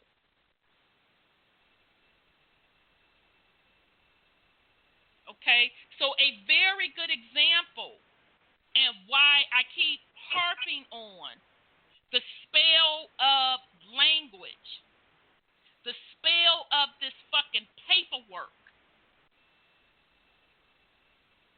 With the stroke of a pen, that stroke of that pen casts those spells. And it still continues today across this planet, but I'm like, brother, 832, I'm not giving a damn about that right now. Let's stay on our shit right here. The spell of language, folks are still trying to perpetuate this fraud, okay?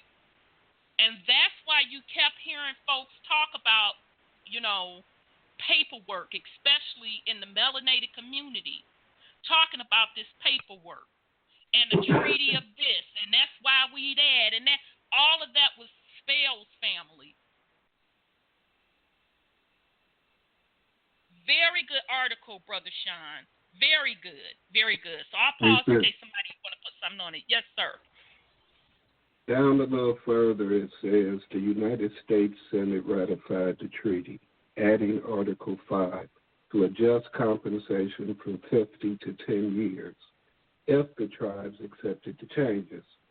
Acceptance from all the tribes, with the exception of the Crow, was procured. The treaty was broken almost immediately after its inception by the Lakota and Cheyenne, attacking the Crow over the next 2 years. Sellouts. The Crow ain't want to go along with it, and they started attacking them. It wasn't the United States. It was other indigenous tribes. Striking deals behind the scenes, supposedly and allegedly. That's your bloodlines from. Exactly. Makes a lot of sense. Makes a lot of sense. So out the gate, we allow the spell of language to get us in the condition that we're in, because even with having a foreigner entrance on this land to do business for payment, we were wrong out the motherfucking gate right there. We were wrong because they didn't have anything of value to give us when we already had everything. Okay?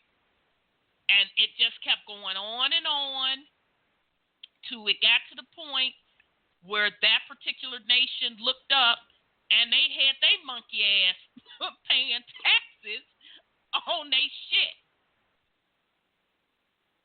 And they kept taking more and more and more territory. But it was all done through the spell of language. Gotta be a spell. Because if you think about it, who would be so motherfucking dumb to say, I'm going to let you take something precious from me and you give me not of equal or more value. And in the process, away the ownership, not just for now, but stripping my future generations. No one in their right mind would make such an agreement if it was not a spell. So out the gate, the negotiation was through the spell of language. And as the people kept falling for these spells, it got worse and worse. Now, up until today, we're in their legalese system, folks still not even realizing the spell that's being played on them. Okay, so that's why I harp on it is important for as individuals to get your psyche together. Know who your family is. Not what I say, not what a Moor says, not what a Hebrew Israelite says, not what a Christian says, not what the U.S. corporation says. It is what your bloodline say, and that is your responsibility. You can only say who you are and say that with conviction. That is your responsibility to research and enter and understand who you are. That's the first step. Okay? Start going within to start conditioning yourself to break the spell of this corporation, to divorce yourself from the corporation. That corporation was never set up to include you. It doesn't have shit to do with you. Any agreement made on the corporation side, you're not party to that agreement. So why are you motherfucking concerned about it? But the things we continue to give our energy to, getting ourselves wrapped up in a bastardized language, keeps us stuck in a mental prison. But it all started with language. Make no mistake about it.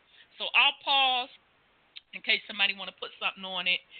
Then we're going to move on. But that was a hell of an article, Brother Sean, because shit, out the gate, they pretty much told you what they were doing. But you pay attention to the etymology, they told you what they were doing. Yes.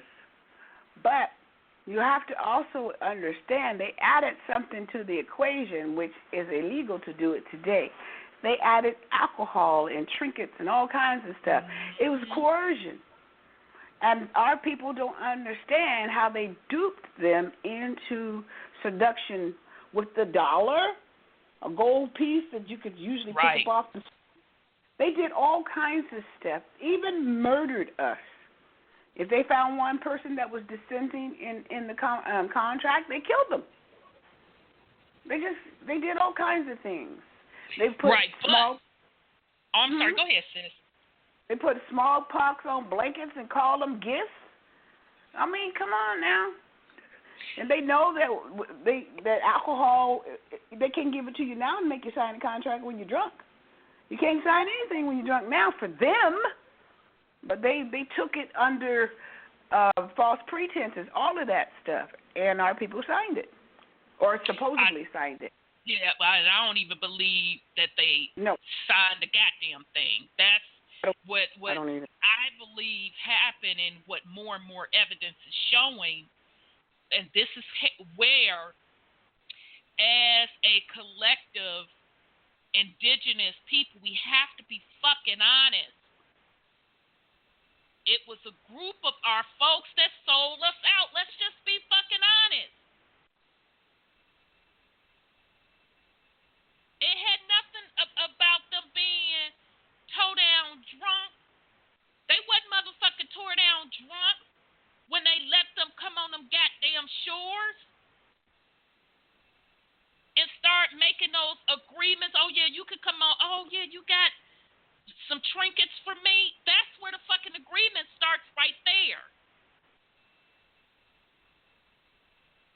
So we have to be truthful with ourselves. It was certain folks among that cut those agreements. I'm sorry, go ahead on, brother. Sure enough, we had traders, but I even find some of that other stuff hard to believe that we gave up shit for drink. We was making beer and liquor and all that shit here. Getting tore up from the flow up, everything smoking started here. Exactly. We was doing all that shit before they came. So to me, that's just part of the thing to try and make us seem like dumb fucking savages. Yes. Ignorant. Little and trinkets and baubles, and we had pyramids and stuff already here. Exactly. And as you see, ancient tribes with gold and all this type of stuff, and you mean to tell me they brought little baubles, and it blew our people mind that we gave up huge chunks of land for little fucking baubles, and we built fucking pyramids and mounds, and come on. That's no bullshit. That's a very good point. Very good point. Bottom line, it was a select few that struck the deals, and we started warring with each other. Mm-hmm. Because we had people who decided with them. They wanted to look out for their tribe. Hey, look, I don't care nothing about them. As long as me and mine, all right. Look, we good. Who you want me to ride on? Exactly. That's the reality of what happened. And that's what the part of the whole breaking the spell that we also have to, and be honest, because that's what has continued to keep us down, because look at this so-called conscious community that has been riddled with fucking frauds. That wasn't a white man. That was our own. Because we refuse to see it for what it is. And a nation, folks run around here talking about a fucking nation, and how you gonna build a nation when you have your own people betraying each other. So that's why it is important to break those spells. And language is a huge part of that. That's what started it out the gate. Okay? And there's even spells within our own bloodline, and we'll talk about that next week. I'm going to really hustle and try to put that show together as well. These are the things that we have to get together, and it starts within. It most certainly starts within. Because my concern is that, let's say if everything was handed back today, let's be real motherfucking honest. How many do you think would be prepared to truly stand on their own? It's not that we don't have the capability to do it. Because any technology, what they call it, technology built in this bitch, our ancestors created it. But it is a mental dependency must be broken. And that starts individually. Okay, so, all right, so let me move on. Let me see here. Okay. All right, how did I jump? Okay, yep, I'm still here. All right, so let's talk about the word etymology. The study of the origin of words and the way in which their meanings have changed throughout or his story. We broke down the etymology of the word history, his story. So right there, that's a fucking spell. The word history itself is a spell. To trick the world into thinking that it is a patriarch society. And that the Most High, or however you want to claim that deity or energy, has male dominance. Okay? Origin of a word and the historical development of its meaning. The synonyms for etymology, derivative, word history, development, origin, source. Okay? So that is the definition of etymology. Okay, so here we go. All right. I'm putting up an article, so bear with me here. Okay, so this article is from omnithought.org, How Words Can Be Used as Magic Spells. So this came out last year by Pio Chang on May 29th, 2017. Okay, I guess they updated it then. The original article was in 2015. Okay, words are not just elements of speech or writing because they can be used to strengthen the effects of magic, which is the art of directing and controlling energy. Okay, so I'm just going to read that again because that's very, very powerful. Words are not just elements of speech or writing because they can be used to strengthen the effects of magic, which is the art of directing and controlling energy. When spoken out loud, words transform into frequencies and vibrations that can be used to direct energy. This is one of the first steps to creating magic effects. Most people will laugh at the idea of magic being real, but if only they knew what magic really is and how magic is being used to control them, they would not be laughing. The world is dominated by magic.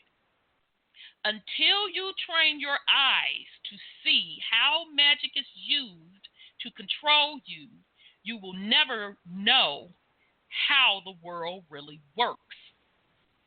The controllers who pull the strings of the politicians are well aware of how magic works.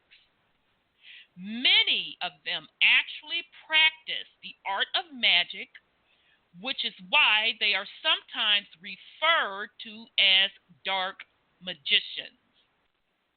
Unfortunately, they like to use magic for power and evil purposes instead of using it to change the world into a better place.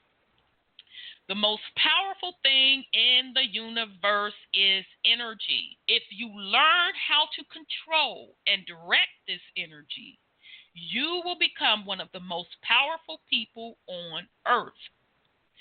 Why do you think the controllers, the dark magicians, are so obsessed with magic and energy? What is the definition of magic? Here is an excerpt from my book titled Word Magic, The Powers and Occult Definition of Words that Explains What Magic Is.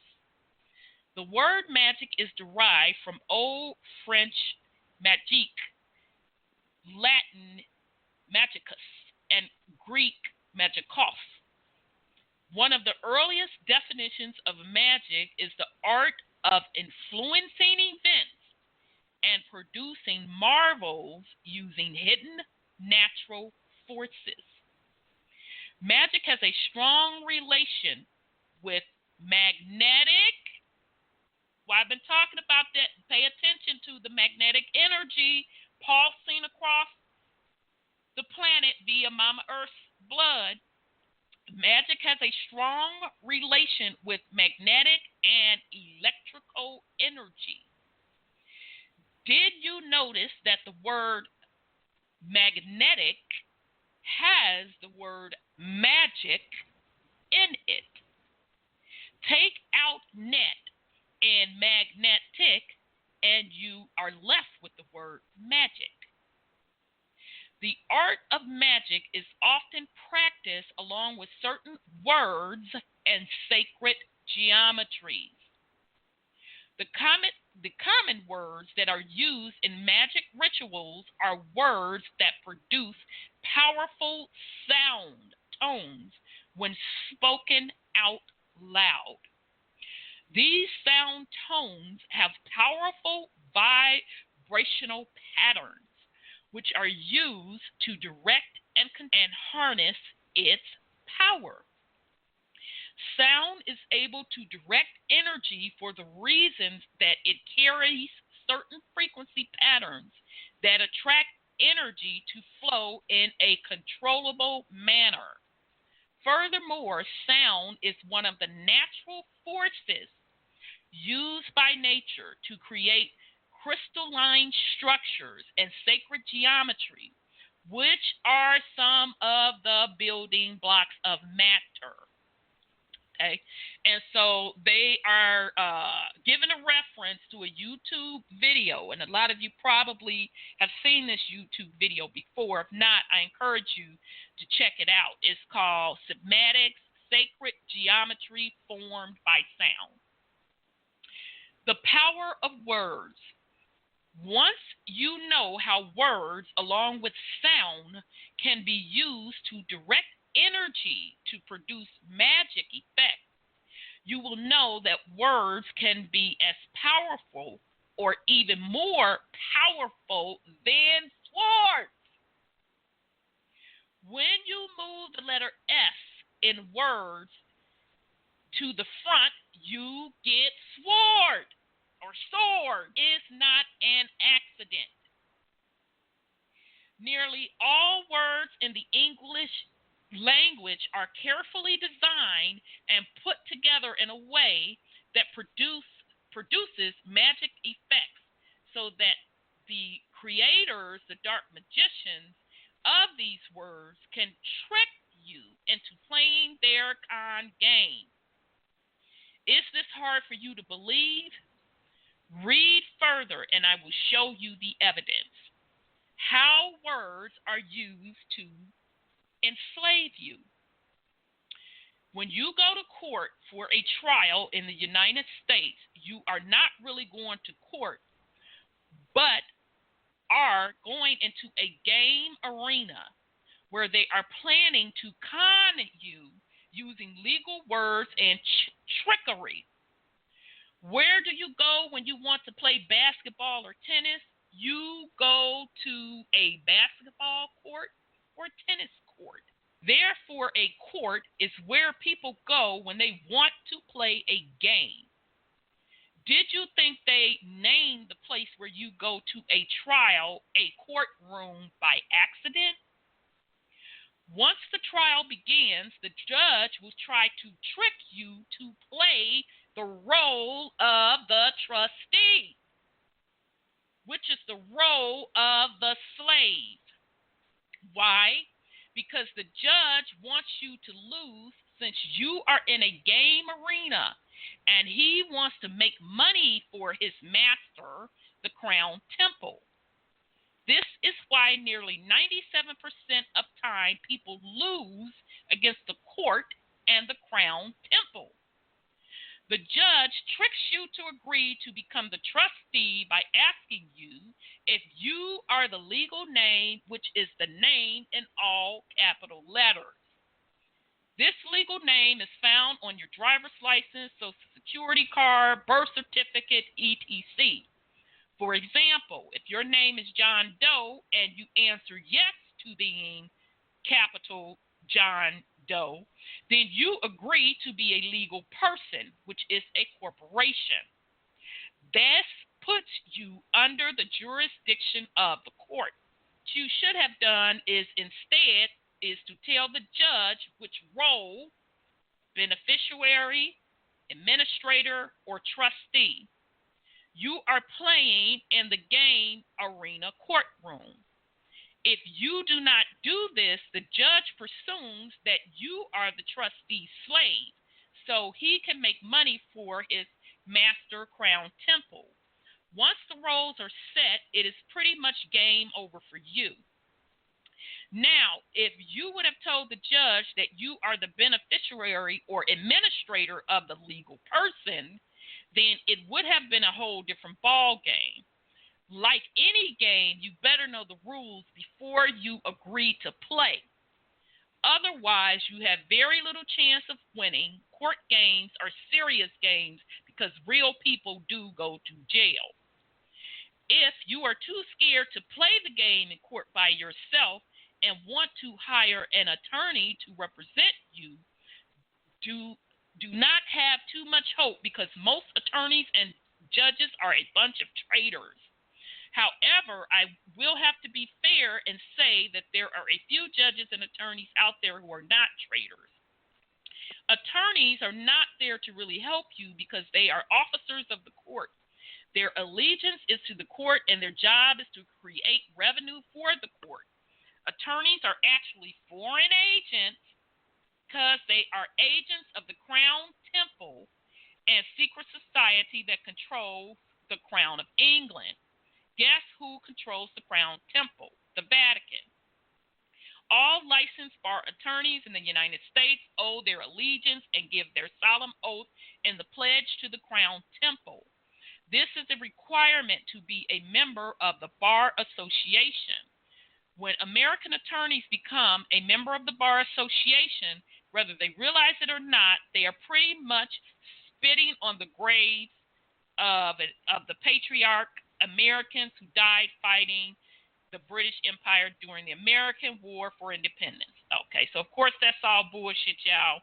So just bear with me. I just want you to get a feel for the spell of language and this corporate fictional entity that they set up and how it's all a game.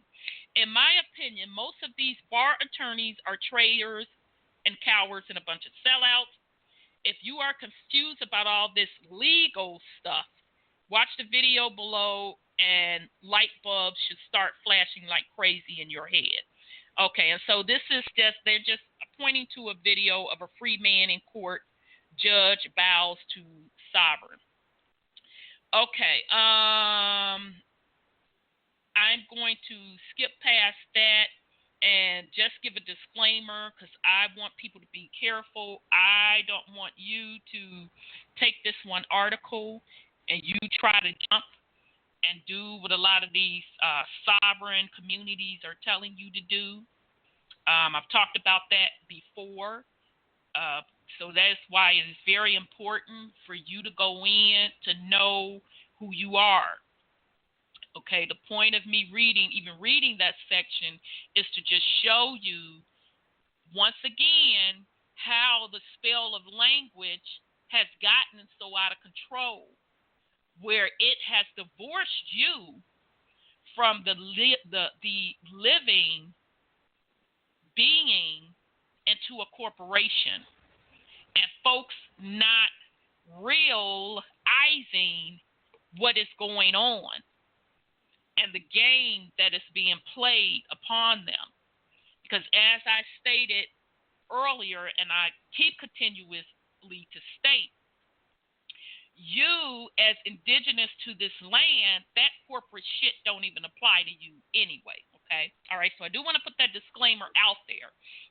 Okay, Morpheus, the Matrix is everywhere. It is all around us. Even now in this very room, you can see it when you look out your window or when you turn on your television. You can feel it when you go to work, when you go to church, when you pay your taxes.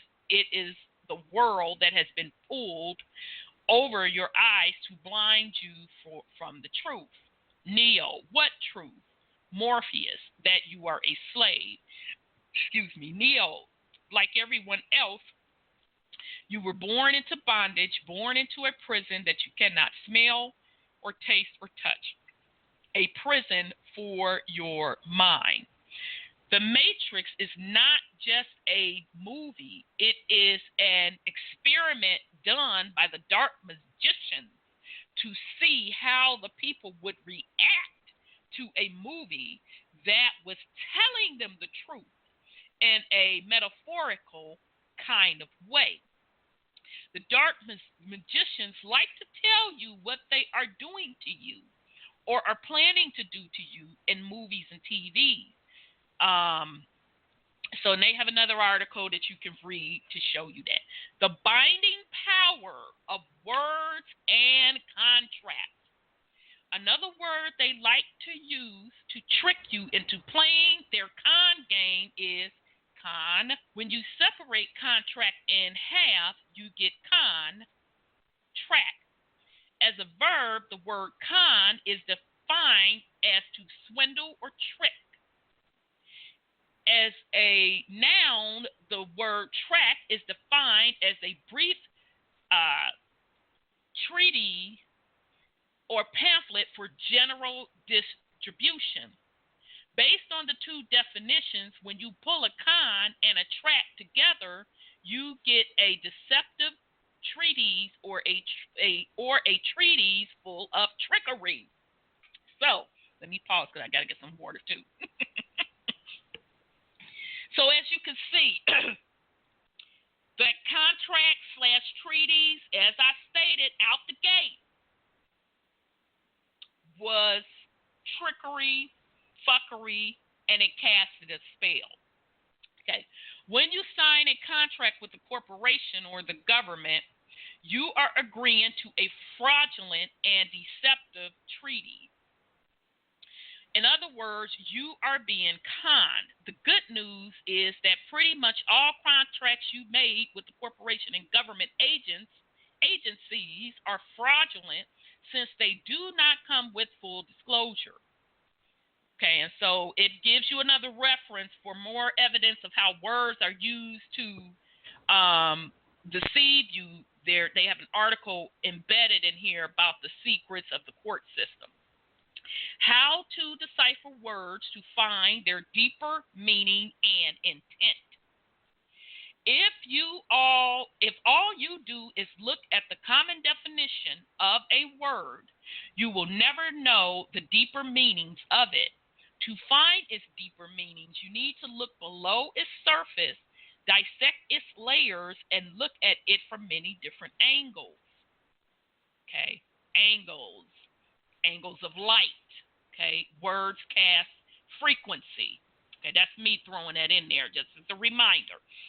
Okay, this means that you may need to use an etymology dictionary to find the origins of the word and split and rearrange the word using the art of anagram. And just for reference, we've used this several times on the show. There is a free etymology dictionary online. I think it's online etymology, or it could be etymology online. Okay, you can, very good reference if you want to dissect a word. All right, so once you find the origins of a word, dissect its layers and look at it from many different angles. Again, this is me throwing that in there. Angles of light. Light emits frequency. Okay? The true intent and meanings of the word magically becomes noticeable inside your mind. So next time you look up a definition of a word, do not only look at it at face value, but also look at its origins, prefix, and suffix. A word that you may want to know its deeper meaning is baptism. When you look at the word baptism carefully and study its definitions to see what other words are associated with it, you should eventually come to the conclusion that baptism is a dark magic spell. When someone is baptized, that person is considered to have entered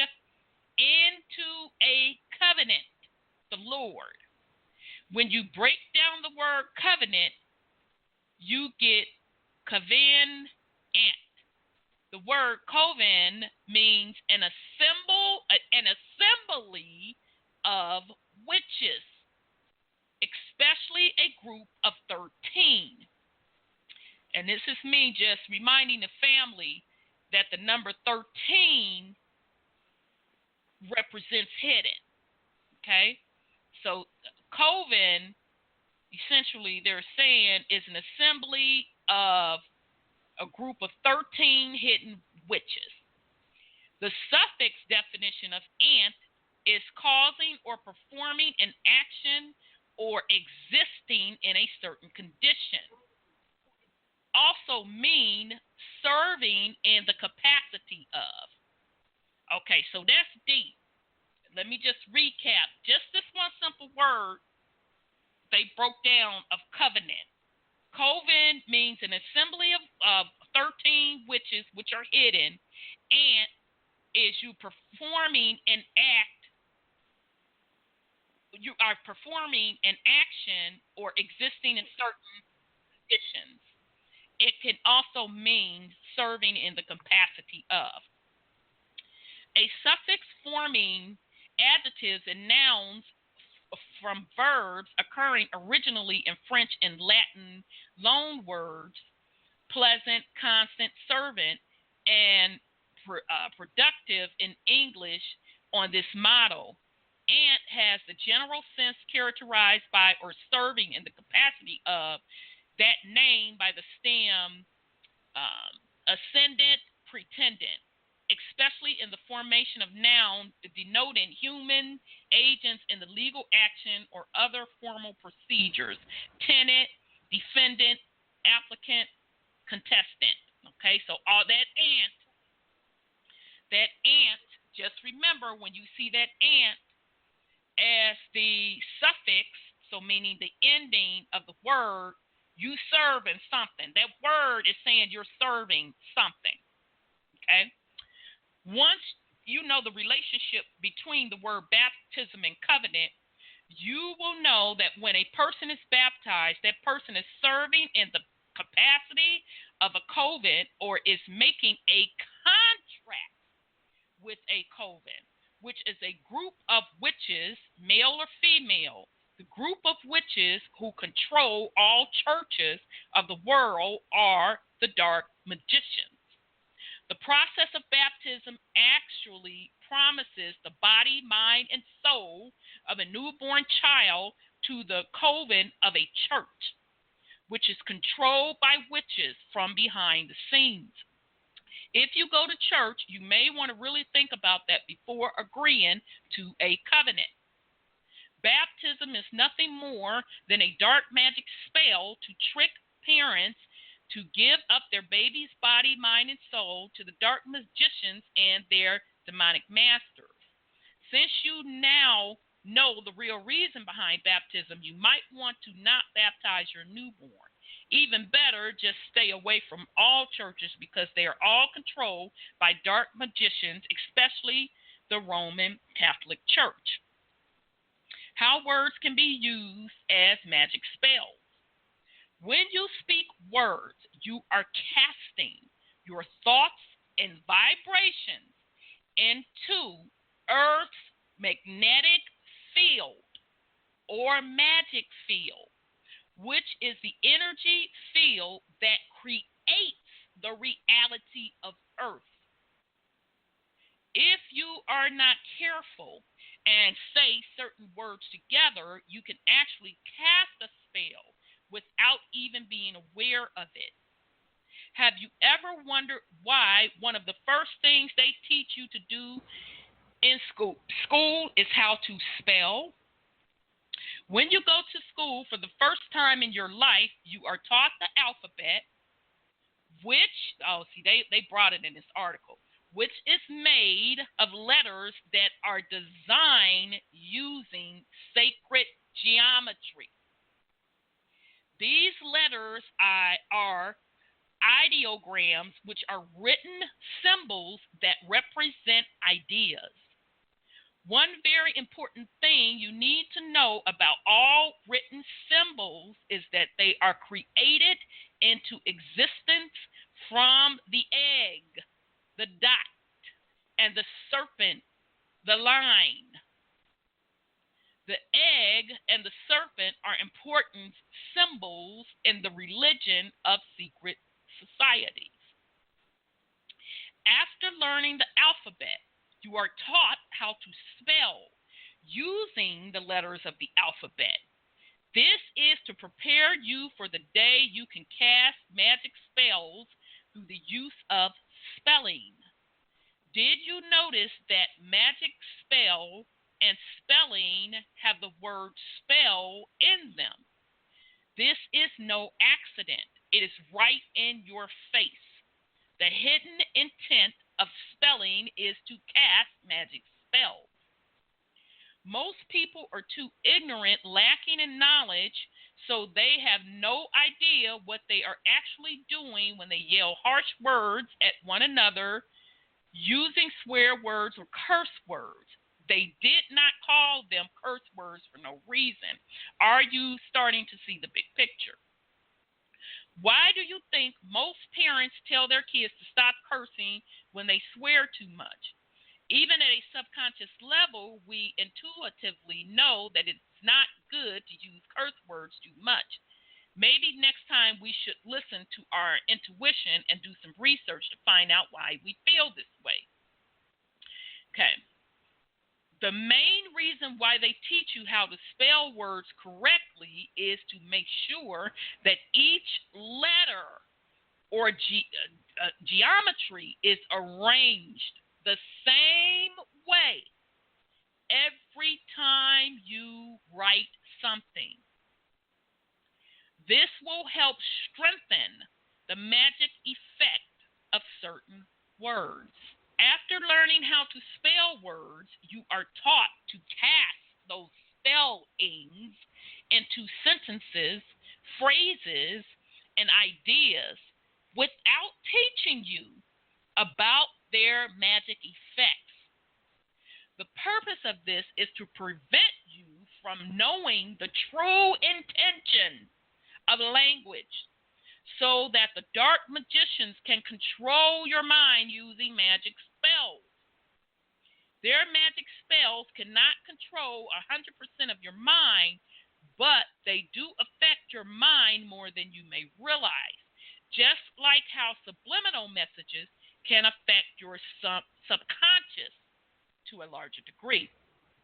By now, you should know what I mean when I said earlier that nearly all words in the English language are carefully designed and put together by the minions of the controllers, the dark magicians, to trick you into playing their con game. Most other languages are also created for this purpose. How to protect your mind from the spell of the dark magicians. One of the most effective ways to protect your mind from magic spells is to become aware of them and how they are being used to control you. For example, a magician does a magic trick. The magician can fool you into believing that the trick is real. However, if you figure out how the trick is done, you can no longer be fooled because you know it is an illusion. In other words, you have to become aware of the tricks, and it cannot deceive you anymore. The magic trick example above is similar to how the dark magicians are using real magic spells to control your mind. Once you realize that magic is real and become aware of how the dark magicians are using magic spells to control you, then their magic spells lose their effects. Your awareness is one of the most powerful spiritual powers that you have. Learn how to use it wisely, and the dark magicians will not be able to control you. To learn how to use the power of your awareness wisely, you need to know the right language. With the right knowledge, you can increase and strengthen your awareness. For more information on how to do this, this person is giving you within this article another link to go to another article, how to expand your awareness. Since you now know how magic affects you, next time you make a wish using words or yell at someone using curse words, you may want to think twice before you say those words. Like they say, be careful what you wish for. Okay, and so they also have in reference here, if those of you are not familiar with Jordan Maxwell, I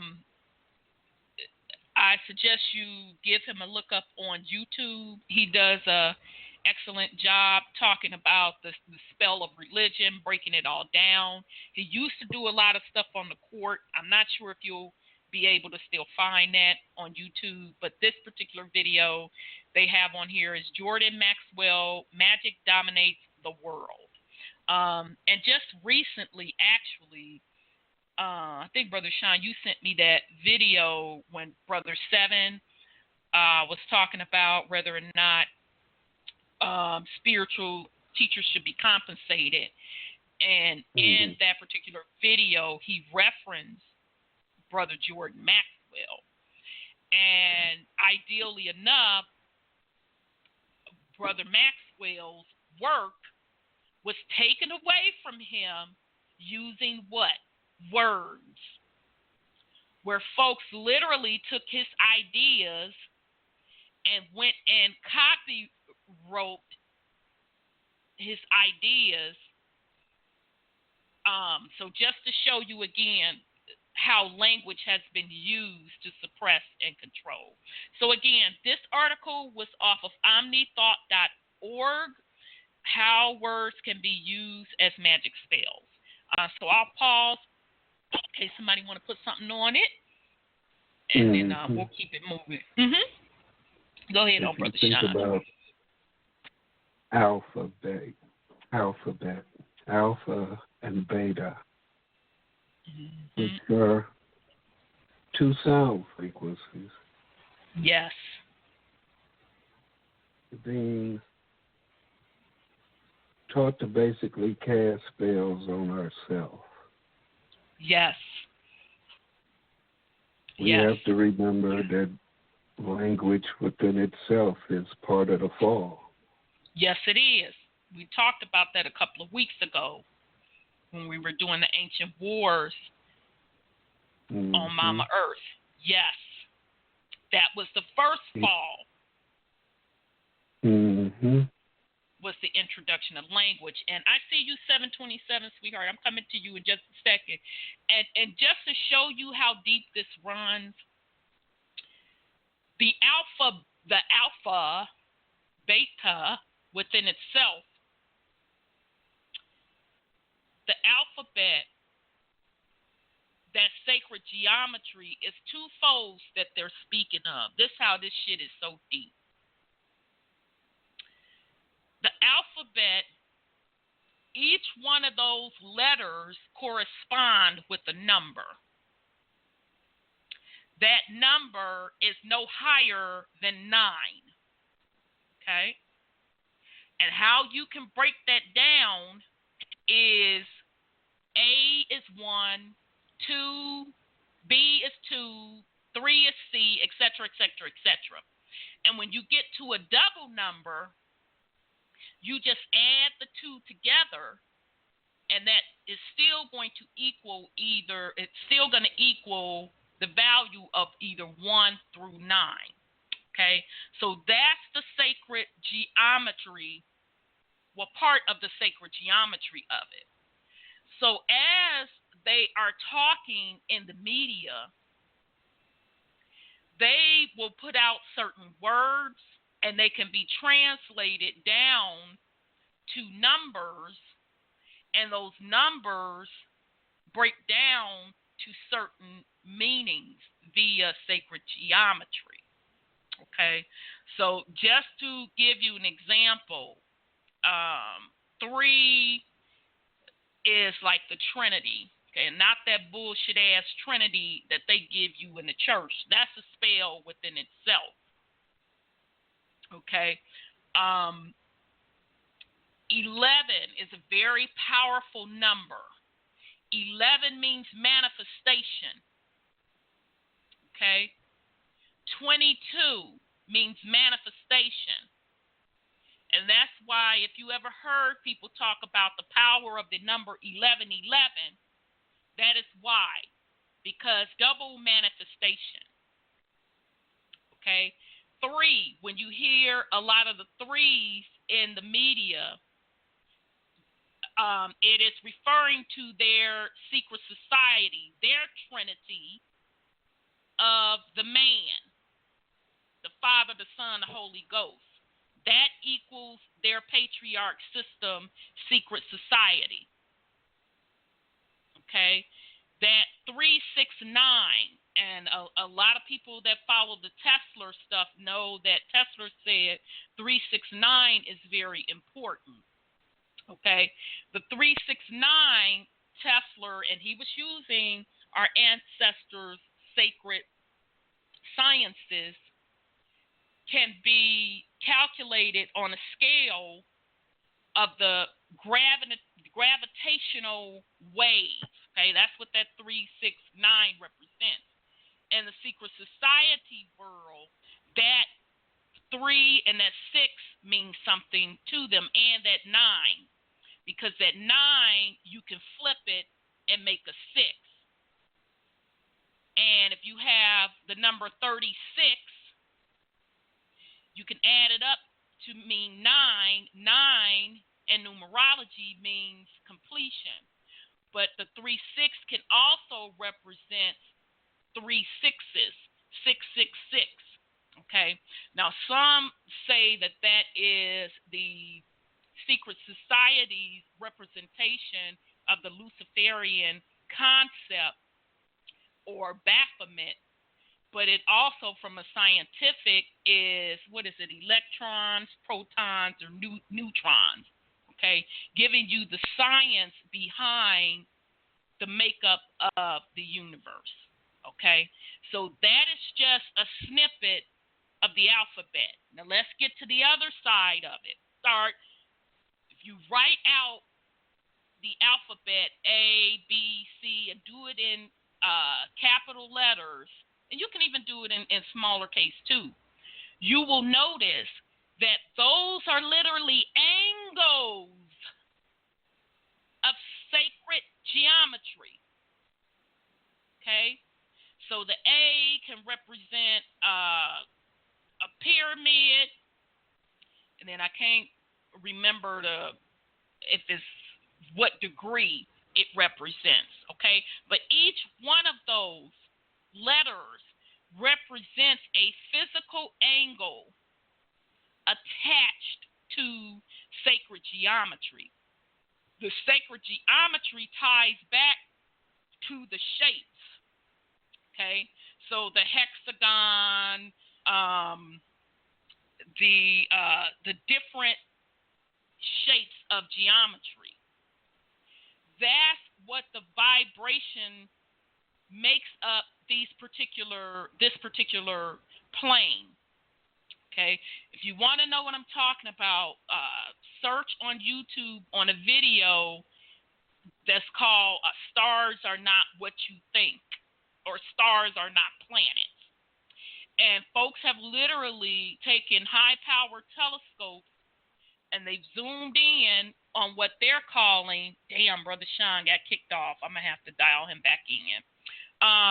Where they zoom in on these, quote, quote, supposedly planets, and you'll see that they're not these round balls as they say they are. You're going to see them vibrating or shaking, and you will see the geometry shapes associated with it. Okay, so that's how deep the alpha, beta, or alphabet runs. So I'll pause this in case you want to put something on it, and I'm going to see if Brother Sean is trying to get back in. Hey, did you Did you ever see the documentary about the vibrating planets or luminaries? And inside, when they focused on it real close, it looked like people were trapped in there, or some objects or people were trapped in there. I didn't know they had a entire documentary. What? Yes. I've only seen the part where they zoom in on the luminaries, what they are calling stars. I can't remember. I have it written somewhere. You know, I got notes all over the place. But I saw a documentary on the planets as being luminaries. And spiritually speaking, I'm going to go to the spiritual side, is when the fallen ones were in prisons. They were imprisoned to become the luminaries, the sun. Wow. And when they were using them really microscopic, whatever, telescopes, real far-reaching telescopes, you can see them inside as the frequency they were, trapped in it. Who was inside, though? I mean, who did they say was inside? Did they say? They said Lucifer was one, the fallen ones. The demagogues were trapped in there. Let me see. I forget. When you're reading that, I said, I remember that one. I remember them showing the frequency, and you could see some, like a figure, a man with his arms outstretched. You know that the Adamic man they have on the charts in physiology and stuff like that in biology, where he has his arms outstretched and his legs stretched apart, and they show you the different parts of his body and all that kind of stuff, and he's like on a ball. What Da Vinci drew? I used to watch that thing all the time. I can't even remember what the name of it was because I did anatomy and physiology, and he's stretched on this chart with a circle around him. Yes, that. Yes. And like it's the circle of the world. That's what he looks like in the luminaries. That's exactly what was in that luminary. Do they say stars. which particular star that it was associated with? Oh, so they did. Saturn. They surely did. And the devil, the Satan is the morning sun, is the sun, the morning sun, the morning star. That's what they call him. Right, the morning star. So when they focused in on him, you could see a minute. I said, "Are you kidding me or what?" And it was very illuminating, to say the least. That's interesting. I said, what? And they went, because they gave the names of the scientists or whoever who contributed the data. Oh, I can't remember who the video was. I think it could have been Lex Will or somebody like that. And they have it out there. It's out there. Wow. And if I can find my notes, because it's a lot of notes I always write, and I'll show you I'll tell you which one I found it on. Where they had and who was Saturn, all of those planets. That's why I figured it would be Saturn because they said Saturn is like the gatekeeper of a lot of stuff. So that's interesting. So and those particular illuminaries are what they're calling planets, and they're not planets. And they have the sacred geometry around them. They're a vibratory energy state. So that's interesting. I'm going to have to go back and look.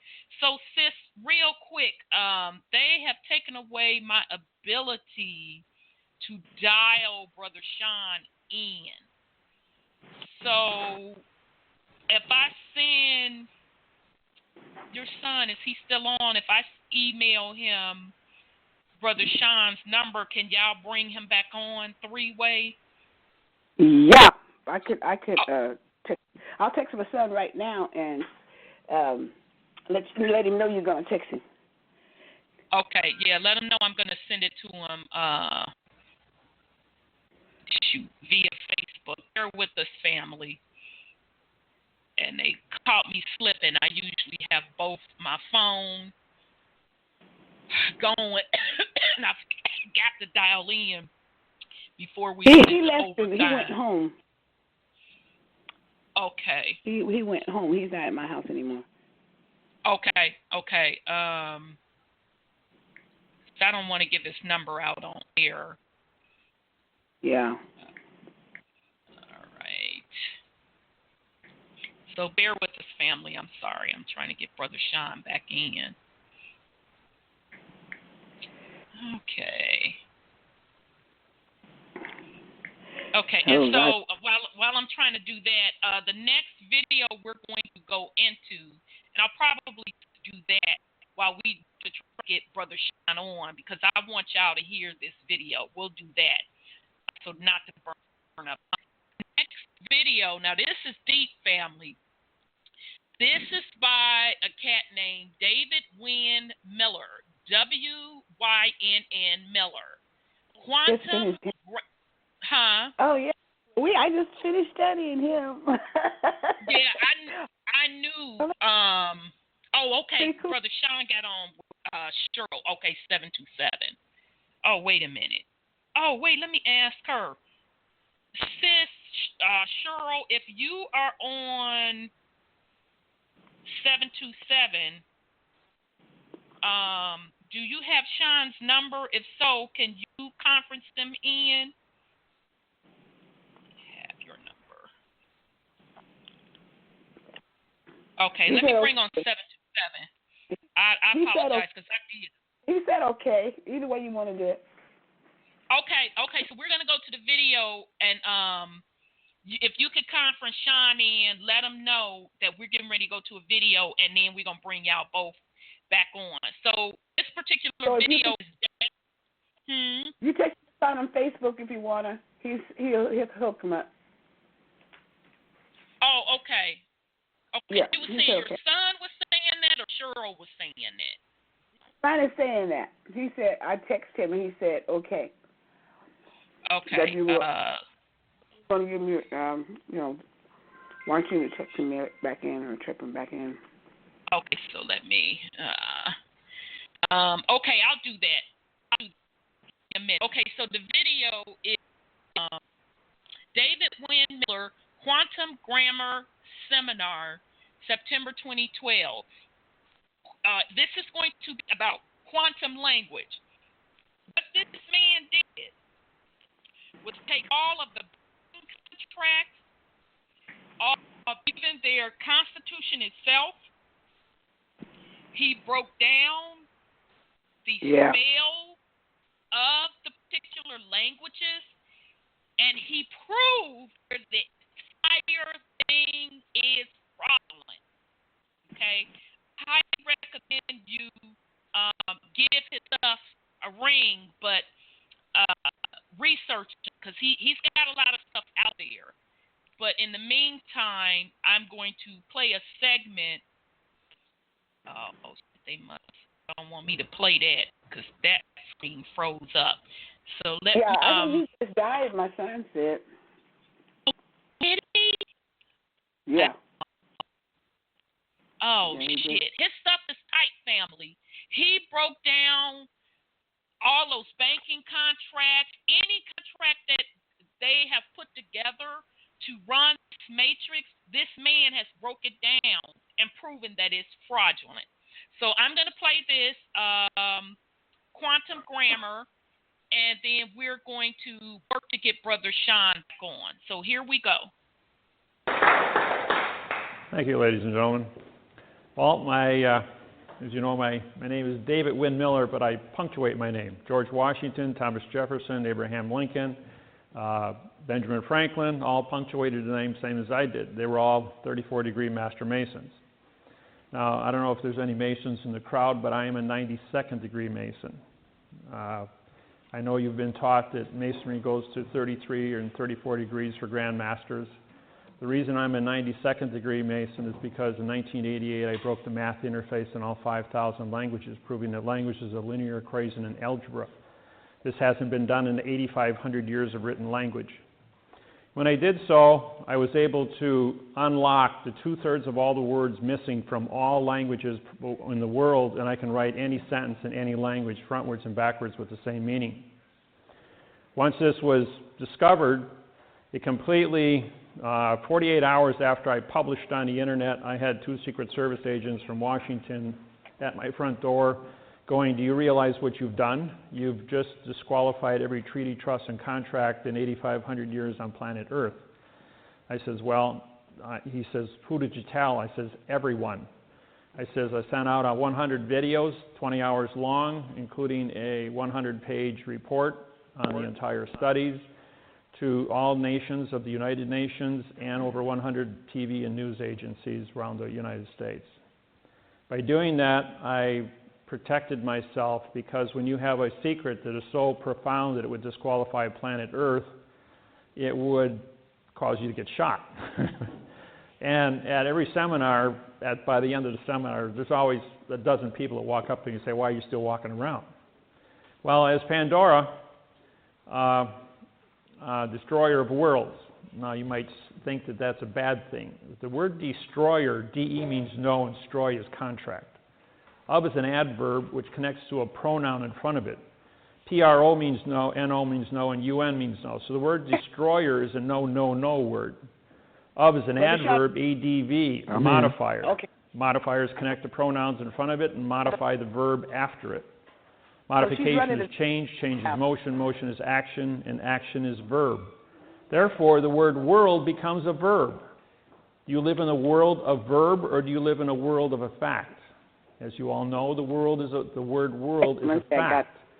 But because it's the destroyer of verb, I destroyed the world of verb in all 5,000 languages worldwide on April 6th, 1988. And so with that said, how did this come about? Well, in 1980, I went through a divorce. And in the divorce, Judge Stanley Miller said, "You cannot be a father to your children." And he took away my children. I'm going, "Why would you do that? I've been a good father for 10 years. And he goes, "Because I'm a judge," he says, "and I can take away people's children just because I can." I says, "Well, that's sex discrimination. Under the 1964 Civil Rights Act for equality, I says, I'm going to prosecute you." And he says, "You can't prosecute judges."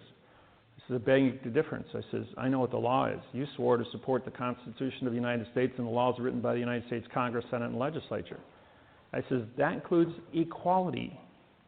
I says, "If I don't have equality, that's discrimination." Pretty simple. So I prosecuted Judge Stanley Miller in 1980, and he was disbarred as a judge. 7 years later, Stanley Miller got reappointed again. 2 weeks later, after he was reappointed, I showed up in his courtroom, had him disbarred again 4 days later. 7 years later, 1994, got reappointed again. And I showed up in his courtroom 2 weeks after he got reappointed, had him disbarred a third time. 3 years later, he died in 1997. And never served much on the bench. Always was an administrator, but never a judge. As a result of that, when the judge took away my children, that violation, that breaking of my heart, put me on a path.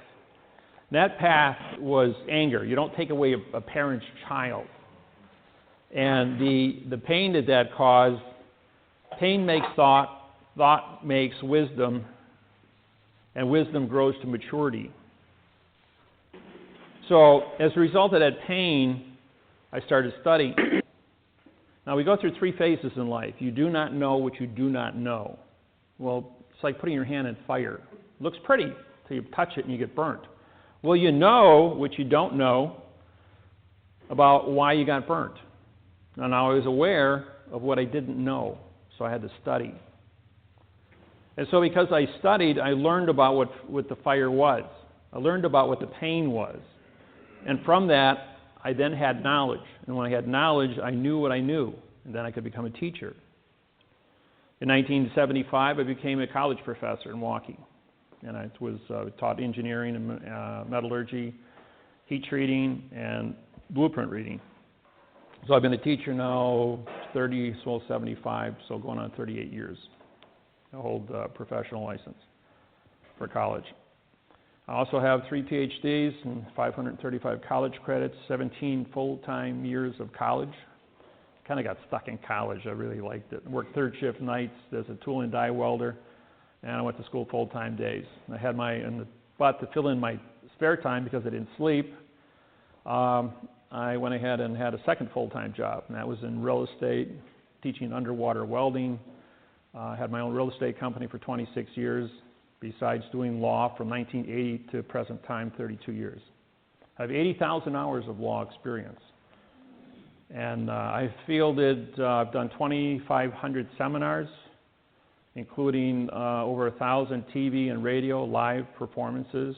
I did the programs on 9/11 on national television on what really happened there. There's only a few people in the world that have my background and credentials about what heat treating is, nuclear science, string theories and quantum physics. I have a 200 IQ. I read 400 words a second in math codes. It's something that's acquired art. You can give me an inch of paper and of documents, and I'll blow through it in about a minute. And I'll be able to tell you exactly about how many mistakes are in it and what to do about it.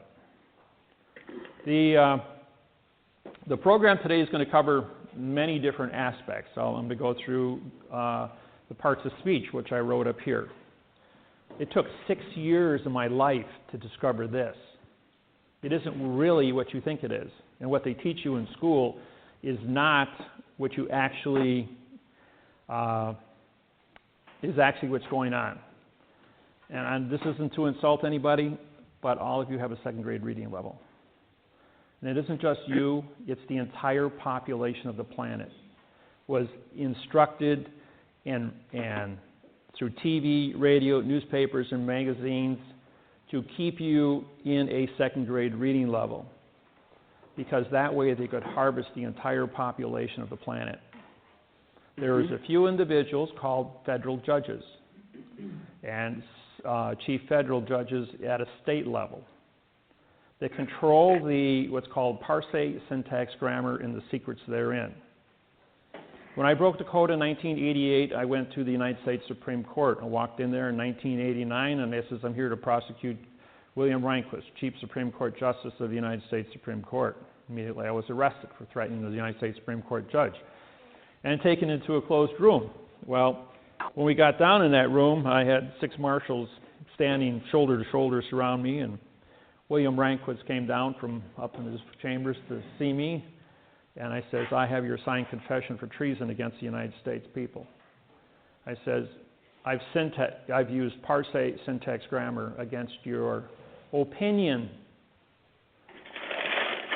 since you've been in office. He says, okay, guys, you can all leave now. Mr. Miller and I are going to sit in this closed room. You've already frisked him. He has no weapons. He doesn't seem to be of stature that can overpower me. And we're going to have a little discussion. So for the next 2.5 hours, William Rehnquist and I became very good friends. And until he died and I removed him from office in June of 2005, we were pretty good friends. I taught him syntax, the math interface on grammar, and he taught me all the secrets of the procedures of judges. But a lot of the things he taught me, he was in error of, because 2/3 of all the words were missing from the procedures by which he wanted to formulate answers. Now, believe it or not, we are all actors in a play that have been already written. All of you believe that you have a certain amount of choice to make in life. But the fact is, and I will do this later this afternoon when we get into some history programs, that we are on timetables that run on 7-year international, on domestic bankruptcies and 70-year international bankruptcies. These bankruptcies control the planet for the last 6,500 years in all countries. All countries worldwide are controlled by the post office. Not the courts, not the judges, not the kings and queens, but the postmasters of the world run the entire planet, have for 6,700 years. Going all the way back to Pharaoh, henceforth the Mason. Now, a lot of you, we're in this room today. A room is a closed area, so therefore it's a court. I'm going to show you a dollar bill here, which you're all familiar with. And on the back of the dollar bill, you have the eagle, right? Notice the eagle's wings are turned up. If you notice the eagle's wings here are turned down, that's because it's a phoenix. This is Vatican rule, banking. And the flag here has yellow fringe on it. And the yellow fringe flag changes the dimensions of the flag. This is a maritime braid for commerce. The fringe changes the description of the flag. It's under Army Regulations 840-10, Chapter 2-6. Allows for fringe to be put on military flags for parades. But anything you put on top of the flag cancels the contract of what a flag is. So even though you think you're looking at a United States flag, United, UN means no, and ITE is citizen. A no citizens condition of state flag, controlled by Vatican banking. You're all under commerce. So who's the Vatican? They're postmasters. They work with Bern, Switzerland, through the Universal Postal Union. On the 29th of September 2009, I did a seminar in Auckland, New Zealand. In that seminar, there were 90 Auckland tribal chiefs of the 1,200 tribal chiefs that live in New Zealand. I then made a statement that the post office since 1800 has never had a correct parse, syntax, grammar, law, rule, regulation, or code in any language with any people on planet Earth. As a result of that, 72 hours later, 3 days, the United States Postal Service, which since 2000 has had a quantumized postal treaty with myself and Russell Gould, my business partner. Two of us make corporate. On the 27th of August 1999, I sued the United States of America for the flag of the United States. I filed a new quantumized mathematical patent on the description of the flag of the United States, 1 to 1.9. And they used the correct grammar, called parse, syntax, grammar. As a result of that, on August 12, 1999, I owned the patents to the flag of the United States of America. And on August 13th, all flags had yellow fringe put on it because they had to change the dimension of the flag. Now, I don't know if you remember in 1968 when the astronaut, for those of you that are old enough, and I don't think there's a whole lot of you here that are old enough, the astronaut stepped off his spacecraft into his footprints on the moon, turned around, looked at Earth, and says, "Oh, look at Earth is a vessel in a sea of space." And with that one single sentence, Earth is a vessel in a sea of space. That's maritime. The entire world put yellow fringe on every flag in all 250 countries, in every courtroom, in church, and office, making everything on planet Earth maritime. Maritime is controlled by the DOT, Department of Transportation, which is controlled by the Postal Service worldwide, Bern, Switzerland. Bern, Switzerland was established on the 22nd of October, 1871 in Hawaii. It was the first city, first country as an independent nation to sign an international bankruptcy with Bern, Switzerland for 2 cents to transport cargo anywhere on planet Earth. And as a result of that, within a period of a year, all 250 countries for a 2 cent postage stamp signed up to give the post office authorization to transport vessels for a 2 cent postage stamp. Well, as you know, people were thinking of mail. Just send a letter. A letter is a vessel.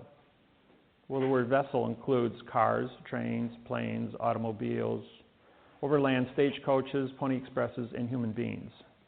And by doing so, they then captured all commerce on planet Earth by contract for a 2 cent postage stamp. A year later, it went up to a buck a letter.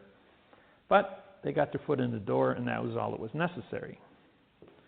Somebody left a little tiny article sitting in a newspaper in January 8th, 1872, on a microfiche dish in Honolulu, Hawaii, in the Iolani Palace Museum Archives building. Hightower and I went into that building that day, and we wanted to look for a flag of Hawaii.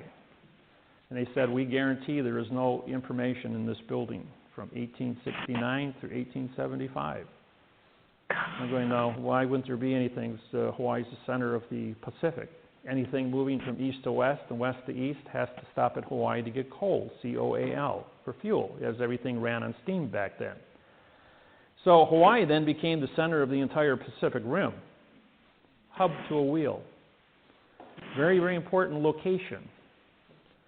And by doing so, that started a series of events through the Universal Postal Union to capture the entire planet, throw the entire world into a postal zone. And this little tiny article, as it was put into place, was left there. Nobody thought anything of it. Well, we did find a flag on the newspaper. It had 8 stripes instead of 7. But there was also a little square 3 inches by 4 inches with the obituary. The obituary of the Portuguese Masonic Eye, the French Masonic Eye, the German scale, and the English scale. So now we had ordering all Masons in the Hawaiian Islands to come to Honolulu, Hawaii to pay homage to King Kamehameha V, who died on the 6th of December. I'm telling you the story because it is relevant to the beginning of the takeover of planet Earth. As a result of this, it takes a steamer 3 days to go from Honolulu out to Kona and Hilo and back again. So 3 plus 3 is 6. January 8th and 6th is January 14th. January 14th, all the Masons get together with the post office, Immigrations and Customs, the Supreme Court of Hawaii. Guess what building they're all in? They're all in the same building directly across from the Queen's Palace in Hawaii. Immigrations, Customs, the Lodge number 1 for the Masons, the Postmaster General of Hawaii, all in the same building. And they cut a treaty. The treaty says that there was, in 1848, a law was passed in Hawaii that if Hawaiians are dead or off the land for 20 years, the land is free for settlement. So they went ahead and the Masons signed this contract to take over the Hawaiian Islands. Now there's a law called the Rescissions Act. It goes all the way back to the Civil War. The Rescissions Act says that no law becomes legal for 3 days. And this 3-day notice, if you ever look at when contracts are signed, even when you all did your mortgages, either bought property or sold property, you couldn't pick up a check in your closing for 3 days. That's because of the Rescissions Act. That's Title 15, Section 1636 and 1639. Now, the Rescissions Act then went into effect on the 17th of January, 1872. Put a 20-year moratorium on it. It's January 17th, 1893, when the United States took over the Hawaiian Islands. For those that don't know anything about the Hawaiian Islands, takeover. Except it wasn't the United States of America that took over the Hawaiian Islands. It was the military, and the military is controlled by the post office.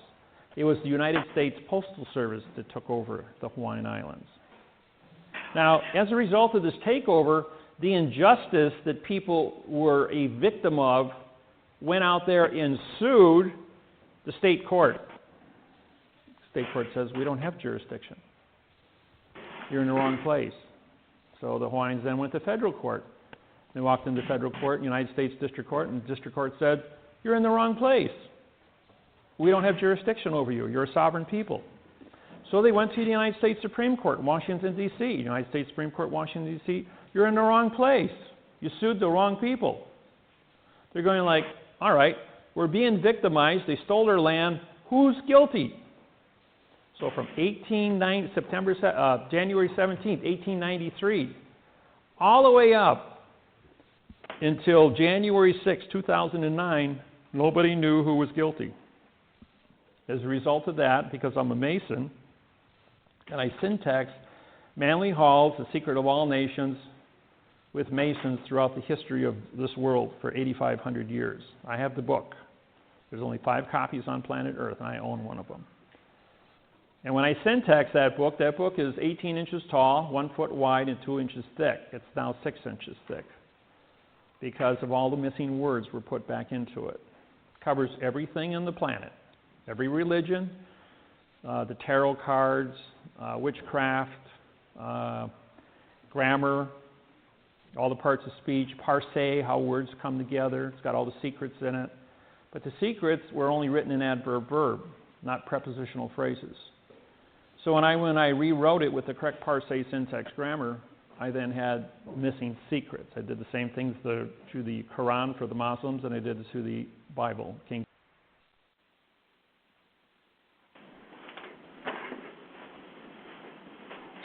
Okay, family. And I was trying to find my part 2, and it has mysteriously disappeared. But that was David Wynn Miller Quantum Grammar Seminar, September 2012, one of 25, and I got that off a YouTube channel, Quantum Language. So he was about to go into letting you know how he broke the code of language across this planet, going through the religions and going through the different contracts that are used. He went contracts via the banking system. He cracked the language spell on the whole mortgage fraud and showed how it was all invalid based on grammar, and he even did the same as it gets into the Constitution. So I know we're not going to have time tonight, and all of a sudden my part 2 came up missing, but I encourage you to go back and listen to that. And 727, I'm sorry, I know it was a lot of confusion. If you're still out there and you have something to say, press *1 to get in the queue, so you can put something on it. Okay, so I'll pause, Brother Sean. Is this Sandra? Are you still there? Yes. Yeah. Okay, cool. Okay, welcome back, brother. So I'll pause in case you all want to put something on it. I know I went through a lot with the article and then this particular clip. You know, he in jail. Go ahead. I'm sorry. Saying he in jail. I thought he just died. He was in jail. I mean, he may have died, but he was in jail for a while. Last I've heard. Oh, wow. Because I used to listen to him. Yeah, he was pretty interesting. I was listening to some of his stuff too. I don't know if I believed it all, but I listened to it. Right, and it's interesting because he did get full disclosure and state that he is of that mother-son order, or what they like to call Masons, and he was pretty high up there. I think he said 32nd degree, if I'm not. No, I think he said 92nd. Yeah. Okay, he said 90. Okay, so he was beyond that 33rd, which is right below your pineal gland, so meaning you don't get access to the higher level knowledge. Now, whether or not that is true, that's something to be desired, whatever. But if you look at his body of work, when he really gets into breaking down the science of the language and how all of these tracks, as we talked about, the how it was all invalid. And particularly when he broke down the contracts of the whole financial system, he got a visit from the alphabet boys wanting to know, how he was able to break those particular codes. And I saw a couple of YouTube videos where at one point he was teaching this syntax language, or he called it let me get back to exactly what he was calling it. So I Quantum syntax grammar. Right, quantum centric grammar, where he was teaching classes. So it would not surprise me at all if he got locked up for sharing that information and breaking it down. So I wanted to share. I'm sorry. Go ahead, Brother Sean. Absolutely. When he mentioned King Kamehameha V, who was actually of Mongoloid mix. Really? Wasn't of the original melanated mix. Wow. And one of the things that they brought up in during his reign was that he was illegitimate. Now, for the Universal Postal Union and all of them to go over there and commemorate his death, which was at 42, he died at an early age. Yeah, he did.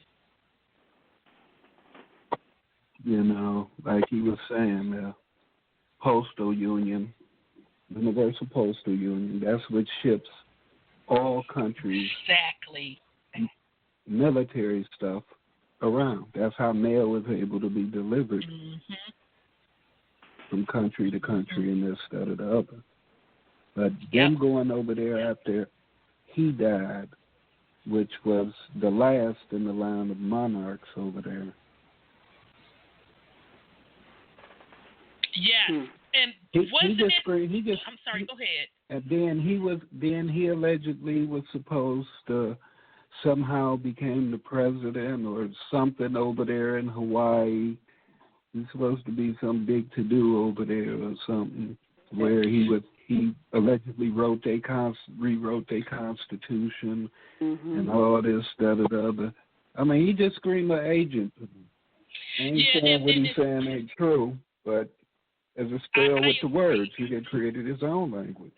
Exactly, because it's interesting that you bring that up. Now, I hadn't heard about him going over there to Hawaii, but when he talked about his boy capturing the flag of the U.S., I already knew what time that was or what frequency that they were emitting, because even though he is revealing to you the spell of language and how even within their own spell, it was invalid. And we've been making that argument all throughout, and we made it strongly tonight when we were talking earlier about the contracts being invalid. But the information that he put out there was showing you that all of these written agreements / contracts, and contracts is a more accurate word, are invalid within themselves. So even if you sat down and motherfucking agreed to it, it's invalid. Literally, it's grammatically invalid. So when he started talking about his boy capturing the flag, I automatically knew that they were creating and setting up their own spell. So meaning they wanted to be the big dogs. Right. To hold the code or the spell over the indigenous land. Okay? And I'm sure that's what got him locked the fuck up. Yes, you know that. Huh?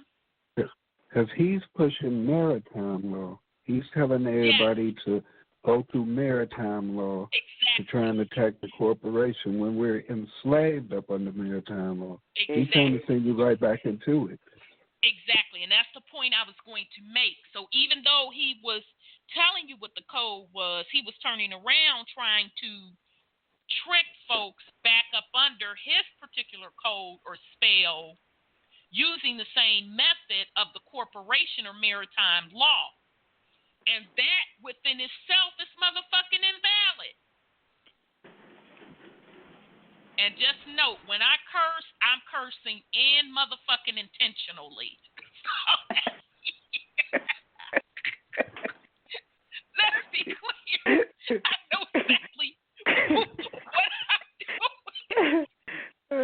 sis, I thought there was cuss words when we quote unquote use profanity, and then curse words being something different. Because cuss is C-U-S-S, curse is C-U-R-S-E. Yes. So I mean, we've been cussing folks out for the longest, and I guess at the same time cursing them out. Exactly. Because let's be clear, I do both. Let's be real clear.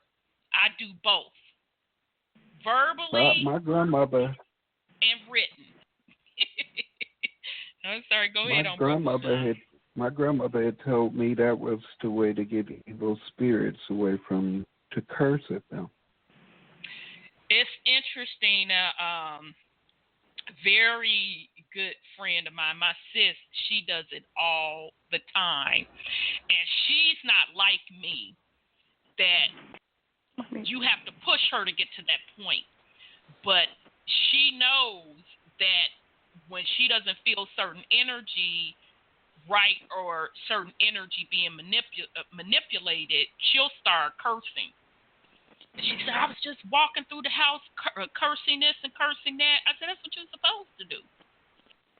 That's what you're supposed to do. You're supposed to be using your magic. Okay? So I'm hoping we're not going to get cut off.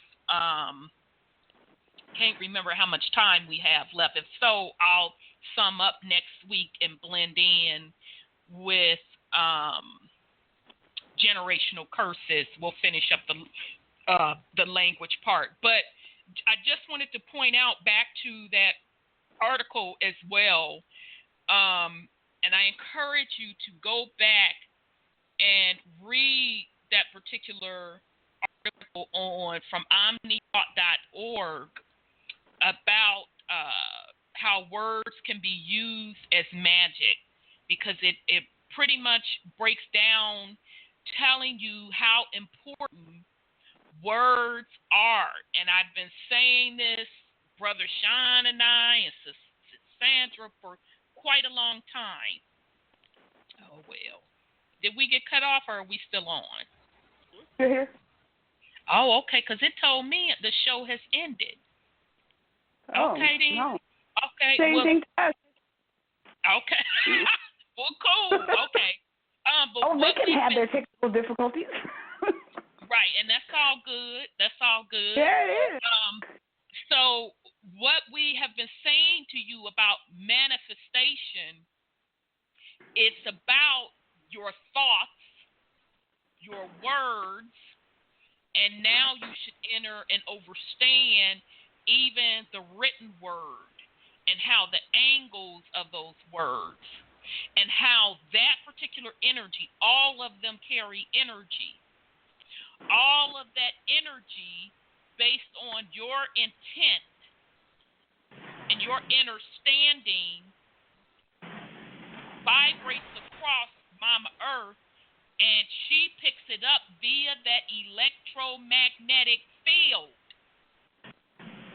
That's how manifestation is created. That's how powerful it is. And we as a people, as collective, especially melanated people, have forgotten that. Okay? And those are the things that I am talking about, that I am speaking on, about creating your own reality, that it starts within. To know who you are, to clean up your own bloodline. These things are very important, and they're very simple to do. You have all of the power, just like that series Wizard of Oz they keep throwing out to you. You have all of the power. Yeah, the little man behind the booth. Exactly. You have the power to control the energy in your favor. Mm-hmm. You just have to know it. Okay? So I am going to, I'm not sure how much time we have. But you know. Sorry, go ahead on, sis. Do you know that he's right that this is maritime? They've been a maritime when they first landed on these shores because they were dispatched by the. And so we under maritime law. We're under military law. And so this book, David Robinson, is Redemption in Law. He says in his book that we didn't win the War of Independence from Britain. And, you know, and it doesn't take a rocket scientist to figure out that we didn't, because everything that happens over there, we always into their business, and they always into ours. And right. They plan on, I saw on AT&T.net that Harry and, what's her name? The Merkel lady. Markle may be king and queen of Canada. So they lied to us about the history, and people really need to understand that history is, like you said, his story, right. And the way he put his story together is not the true his story. It's just right. His version of it, and he changed all the facts. And so we are under commerce. Now this is where you get to we're responsible. When we entered into contract with them, which is called the Constitution, which is a contract, and they came in under Article 7 or 8 or something like that, that's the Commerce Clause. That's the Commerce Clause. We gave them the right to do commerce on this land. And if we do it again, if we have a chance, and Brother Kelly ain't coming back, but if he comes back, please don't do this stuff anymore to us. We don't need these people to redo the same mistakes that our ancestors did so many times. But you won't know unless you know the mistakes. Right, and let's back it up, because we're going to break some spells real quick. Yes. Maritime law does not apply to me. No. I am not subject to the United States Corporation, anything. No. I did not sign any contracts with the corporation now, in the past, or in the future. I hear that. I am indigenous to this land. My bloodline and my soul ties me to this land and Mother Earth. That is who I am tied to. Anything I agree. outside of that does not, will not, cannot apply to me. End of story. So let's be clear. Even when we are learning history, be very careful that you do not take in your psyche or speak the vibration that we are tied to he. Because you are not. That's how you break the spell. That's how you stand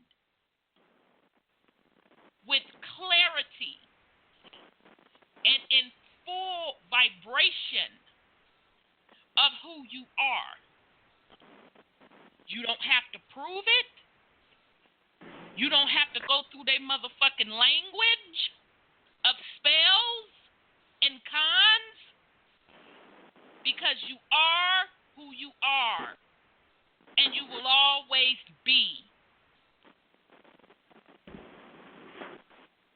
So, with that said, we're probably going to rock out with this clip just to show you again how spelling works. And this is, let me make sure I have the right one. This is the spelling spell, Curse of the Cursive. I forgot to put the pull a YouTube channel off of this. This is going to be 14 minutes long. Oh, shit, y'all. I can't even play it. Because technically, we are supposed to be literally off of the air. I can't play no clips. None of that. I love it. I love it. So we broke their code tonight from being kicked off. Literally, they have shut down the board. Wow. So, yeah, literally, I can't play any clips, any of that. And that's really good because that means we put the vibration to the point to get out what we needed to get out. Wonderful. No more spells, no more curses. We are not a party to any contract. Right. In the now, in the past, in the future. I am because I am, and I will always be. Okay, so we're going to be back next week. We're going to sum up the spell of language and then also start the breaking of generational curses. So with that said, sis, you have any last words for the family? No, I'm good. I am really good. Thank you. Okay. Brother Sean, you have any last words for the family? Yeah. Earlier in that clip, the guy had said that the power of words can't completely overtake us. Mm-hmm. That's because we're more powerful. We create words.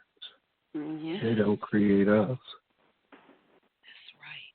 But also, as long as you don't master your utilization of it, you're going to be a slave to it.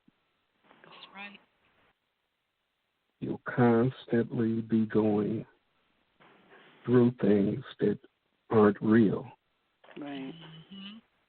And like Elro said earlier, what would we do if they gave everything right back to us right now? Mm-hmm.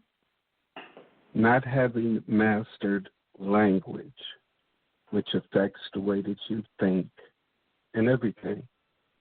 That's right. You couldn't do it because you'll still be thinking the way that they taught you to think. Mm-hmm. That's right. Until you learn to master and think for self, Yes. you're going to be a slave to language. Language is a prison. It confines you. It limits you simply because they put words to things that they couldn't describe. They made it mean what they wanted it to mean. Mm-hmm. Mm-hmm. That's right. I mean, look at the slang dictionary. We're constantly creating words. Mm-hmm. They're constantly adding words to the dictionary. And all that's doing is making the rabbit hole deeper. That's right. That's right. Very well said. So, family, we will be back next week. We'll conclude with the spell of language, and then we'll also start breaking generational curses. So I thank you tonight for tuning in. I hope that you received valuable information for self and your bloodline.